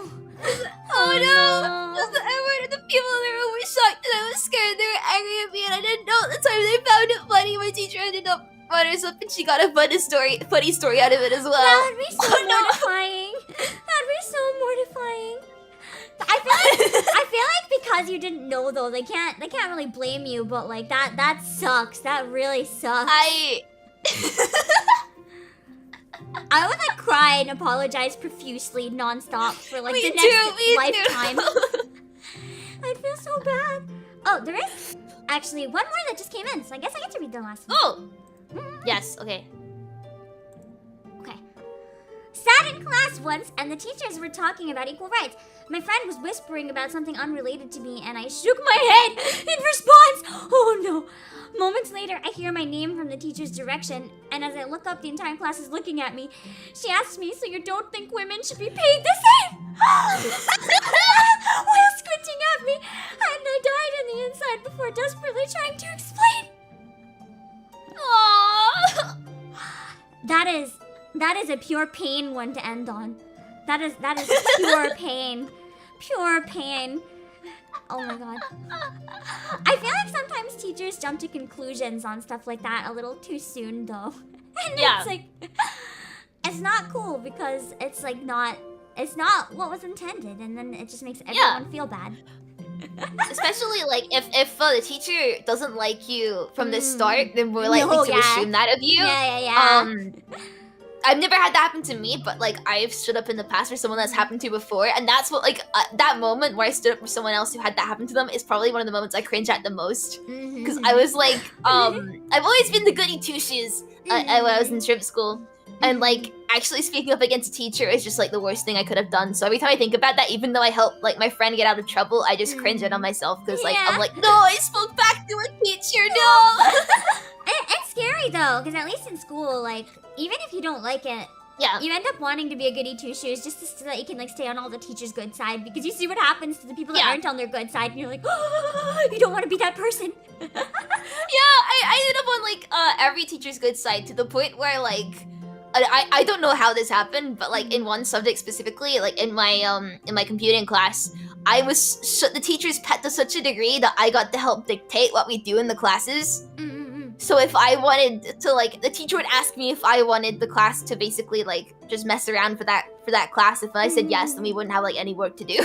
I had too much power. That's amazing. See, that's why it's worth being the goody two-shoes, because then you can be the spy that actually gets all the students everything they want. Under the guise of being a good student.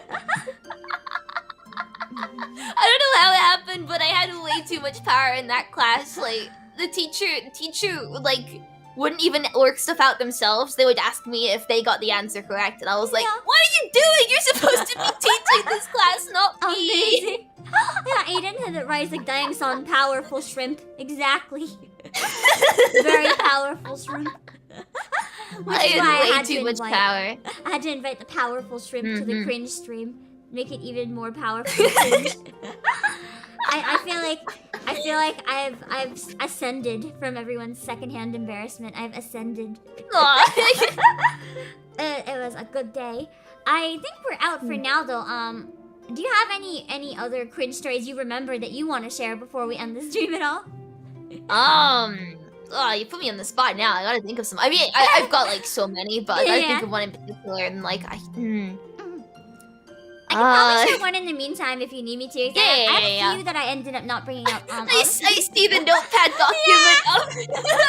I have one that I'll say two because one's really quick. There was a place I was volunteering at with all the kids and stuff. There's one time where someone asked me a question in French, and I wanted to say it's okay, but I just said "sei daijoubu." That day there was another volunteer in the area, and of course they were a weeb. So they knew exactly what I said. And they still don't let me live this down. And just one other that's really quick and really stupid. I used to have a phase where I was really obsessed with the old anime Pita 10. And I would like pretend I was Misha. I would like copy her speech mannerisms. I would like flap my arms like wings like I was an angel. I would just like go like all day pretending I was Misha for like days on end. It was really bad. I was her. I was her. You know? Yeah, that's how that went. I thought of a couple of cringe stories. One of which I've talked about on my streams before, while the other one I haven't. I'll start with the one that like I haven't talked about before, and it's that when I was like a really young shrimp, like this is before I knew what fanfiction was and stuff. I used to like write like letters to my favorite characters. Oh my god. Like, I mean, you mentioned like Alvin and the Chipmunks earlier. Like, I wrote a letter to Alvin from Alvin and the Chipmunks. Amazing. And then like I put it on my windowsill, hoping that one day they would come and look at it. Like, what was going on in my head? Hey, you never know. Wouldn't it be pretty amazing if Alvin came and saw it? Well, that's what I was hoping for. I like. But I used to do stuff like that, you know, like write letters to my favorite characters, and then I put them in places that I'm pretty sure my parents like found them. Oh Because no. I'd leave them all around the house in places where I thought those characters would like frequent, in the hopes that one day those characters would see them. Good choice. I was so dumb that like I just was like, you know, maybe one day it will happen. Who knows? Who knows? You never know though. That's the thing. It's always worth a shot. Yeah. I still cringe at that. But then I think I mentioned it a little bit earlier as well. The other thing I used to do, and again, this is regards to fanfiction because I'm really sad. But I used to write like loads of fanfiction. And one of the things I used to do was like we had like a creative writing club at my school, and it was like every other Wednesday or something. And what would happen is it would be like everyone sitting there, and you'd give the teacher like the work you wanted them to review like on a USB, and they'd like print it out. And everyone would get a copy, and then they have to like read through it and like highlight stuff that they think is really good, and like give like a really good critique of like, you know, your writing. And you know, there were some really good people in there. Like I remember one girl was this insanely good poet. Like she was so creative. Wow. Her work was like incredible, and she was like so talented. I don't know how she was doing it, like because we were all really young, but like her work was incredible. And I was just sat there, like, when it was my turn, I'd always bring in, like, my fanfiction that I've been working on. I specifically remember bringing in, like, a Portal fanfic that was, Gladys and Shell. And, everyone, like, the teacher printed it out, gave it to everyone, and I was like, yeah, my fanfiction, about Portal. And then, like, everyone, like, read it and, like, highlighted stuff, of course, and I could tell everyone didn't want to do this as my work, because they were just like, oh god, what are we reading? You know what? That's and then, like, loss. when it's time for them to... Yeah, when it was time for them to critique it, like, they were going on about, like, how I'd characterize Gladys, and I had to sit there and defend myself, going, actually, her character is this. And, oh no! Talk about why I actually wrote her in character and not out of character. Oh, and God. why what they were suggesting would be out of character. And I went on this huge, like, tangent about, like, how cool Gladys is and how much I really liked her. And I'd feel so bad because I brought in like multiple fanfics. Like another time I brought in like a TF2 fanfic that I'd written. Amazing. So like I would just came with like new fanfics every single time, but I had to always like defend it and stand my ground as to why my characters are in character and not out of character. And I don't think I have them anymore, but like at the end you'd always get like everyone's notes back. Oh my god. I still have the fanfics that I gave them as well. I have both fanfics that I took to the writing club. I have them like on USB somewhere. I still have them both, and I remember what they were about.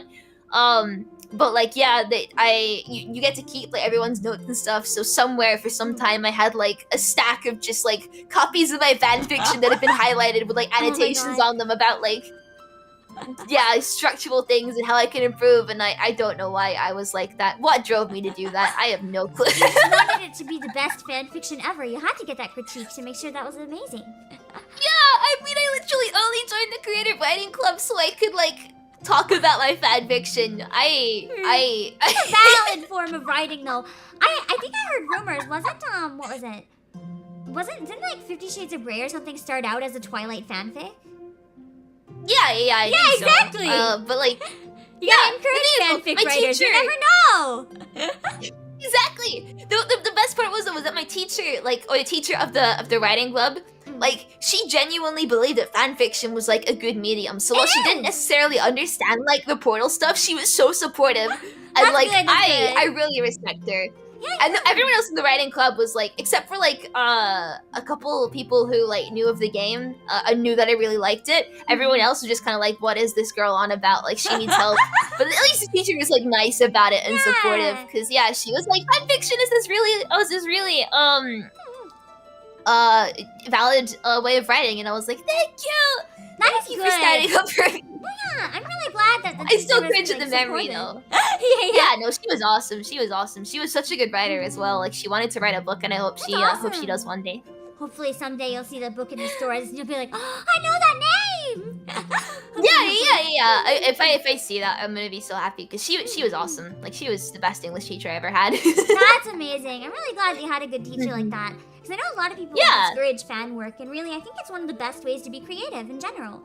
Because, like, at least for artists, a lot of them start off as fan artists. A lot of writers start off as fanfic writers. It's like, I don't know, just copying stuff that you see, but doing it in your own way. I feel like is a really good way to learn. And it's a really good way to. It's not really emulating as much as people think. It really is developing your own styles, just with existing characters. Exactly. So It's like good. I had like a phrase in my head and I instantly forgot it. Good job, Ebi! It is a great way to like get your work out there and get feedback and improve. Especially if it's like, you know, you're doing it under some random name online, because then when you publish an actual book, no one's gonna know that it's you. But yeah. It's a really good way to get like feedback and like a following too. Like a lot of people use fan art to like gather a following, and then they'll get like whole careers as an artist because they used to do fan art that got them their followers. And it's really cool. Yeah. I love how you talking about fan art, but we still got like all the Nekomimi boys. I know. I could get out of it. I know what fan art I'm not. gonna be looking up after this stream. I have to record a song cover after this, but I'll probably look it up after that. Ooh! I'm excited to see your song cover. Yeah. I am gonna end up getting distracted by the Neko boys probably. Take a break partway through, be like, oh no, my voice is tired. Time to read some manga. Oops. Once my finger slipped, oh no. Oh no. Yeah, just whoopsies. Well, yeah, thank you so much for joining today. It was lots of fun. I hope you had a good time too. I did. Thank you so much for inviting me. This was so much fun. Before we go though, do you have anything really cool that you want to promote? Like your next stream or anything coming out that you're doing? I don't really have anything cool to promote. I mean, I've been on a really big Metal Gear streak this week. I picked up the game on Monday, and I was like, yeah. I picked up Metal Gear Rising and rented it till Monday, just because I was bored, and I was like, I might as well just play this. And I've been so into it, so I'm probably gonna be continuing that tomorrow. But outside of that, I have nothing in mind. I'm just like so into the game now. I can't stop playing it. I need to finish it. Understandable. It's one of the games I keep meaning to try, but I haven't gotten around to. So I might try to lurk in some of the streams. Yes, the entire game is just like crack treated seriously. It is so good. It is so good. It's like up there with Devil May Cry. It's incredible. Nice. Yeah. I will definitely do my best to lurk then, so I can see it. Yes. Although I'm nearing the end, so if you're worrying about spoilers, then just be careful. I have such a bad The writing gets better the longer you go in. So. Oh, if it's really good writing, then that might be a little risky. But usually I have such a bad memory that I like will forget. So. Yeah. I mean, the writing is like just really dumb one-liners. Yes, just, like, amazing. They're so funny and that have aged so well. So. Thank you, Felix, for the super. Thank you so much for the stream. Yeah, thank you for staying the whole time. Yeah. I think what am I? I'm doing a member stream tonight. So that one's not super relevant. Although, Felix, you're welcome to join if you want. We're watching the bad 90s dub I was talking about. At 11:30 p.m. EST, we're gonna be watching Merceris, but we're starting from episode 14, so it might be kind of hard to catch up. But on Saturday, I'm gonna be doing. Oh my God, one sec. On Saturday, I'm gonna be doing more Final Fantasy 14 stream. We're gonna be trying to plan the company and what we can do together in the game and leveling it up and stuff. And so after that, I'm trying Tune It. It's kind of like a new game that feels like a cross between Zelda and Dark Souls. So I'm really excited to play it. Because it's like, it feels like an old Zelda game, but it has the mechanic in Dark Souls where when you die, you have to like go back to where you died and like press the spot or you lose everything. So I'm excited. Yeah. That's awesome. I think I'm gonna, one sec. Bye bye. I'm mute for like. I'm also looking forward to your song cover. Now you mention it, I'm like, I need to see it. It'll hopefully be out in maybe a week or so. Ooh. The goal is to have it done this month so it can be part of the member pack, but I'm not gonna make any guarantees just in case it ends up getting a bit delayed. But so that I can rest I'm my excited voice. for it. Yeah, So. thank you. I still want to learn the Vocaloid song you made too. I want to sing that. That's so good. It's so good. I spammed it in my Discord when you first made it. I was like, I need to share this. But yeah, I'm gonna go rest a bit. I think before I record. So I'm gonna end the stream now. I'm gonna go find some people to raid. Let me just do that. Also, I don't think I've ever told you this, but like, I've listened to Pam's Not Hot more times than I would like to admit. Nice. I am glad you've enjoyed. That was a challenge. It's so good. For me. It's so good. I don't rap, but I was like, I'm gonna try this and see what happens. Wait, that was your first time. I don't really rap. The only rap that I learned are like Mori Calliope's raps. No, I actually refuse to believe that because it was so good that like I thought that like you've done it before. I'm trying. I'm trying. I'm glad it came off as I knew what I was doing. That makes me happy. Okay. On YouTube, I'll put a link in the chat so you guys can check out Rainy's stream. Rainy is streaming for Gacha right now. On her own merch, so that should be pretty interesting. And let's see if I can send you guys to on Twitch. Just one second. Okay, let's see who is live on Twitch. Please don't die on us. I'm okay. Who is there? All the sounds in there. Hey. Annoying Twitch noises. It always is so loud when I go on. Since we just talked a lot about cringe, I don't see anyone talking about cringe specifically, but Yuria is doing. Oh God, Yuria's doing a stream where she's reading nice messages from viewers. I think. And I think it's still part of her subathon, but I'm not sure. So I can send you guys to Yuria for now, and then we can see. We can look into that a bit more and see what she's doing.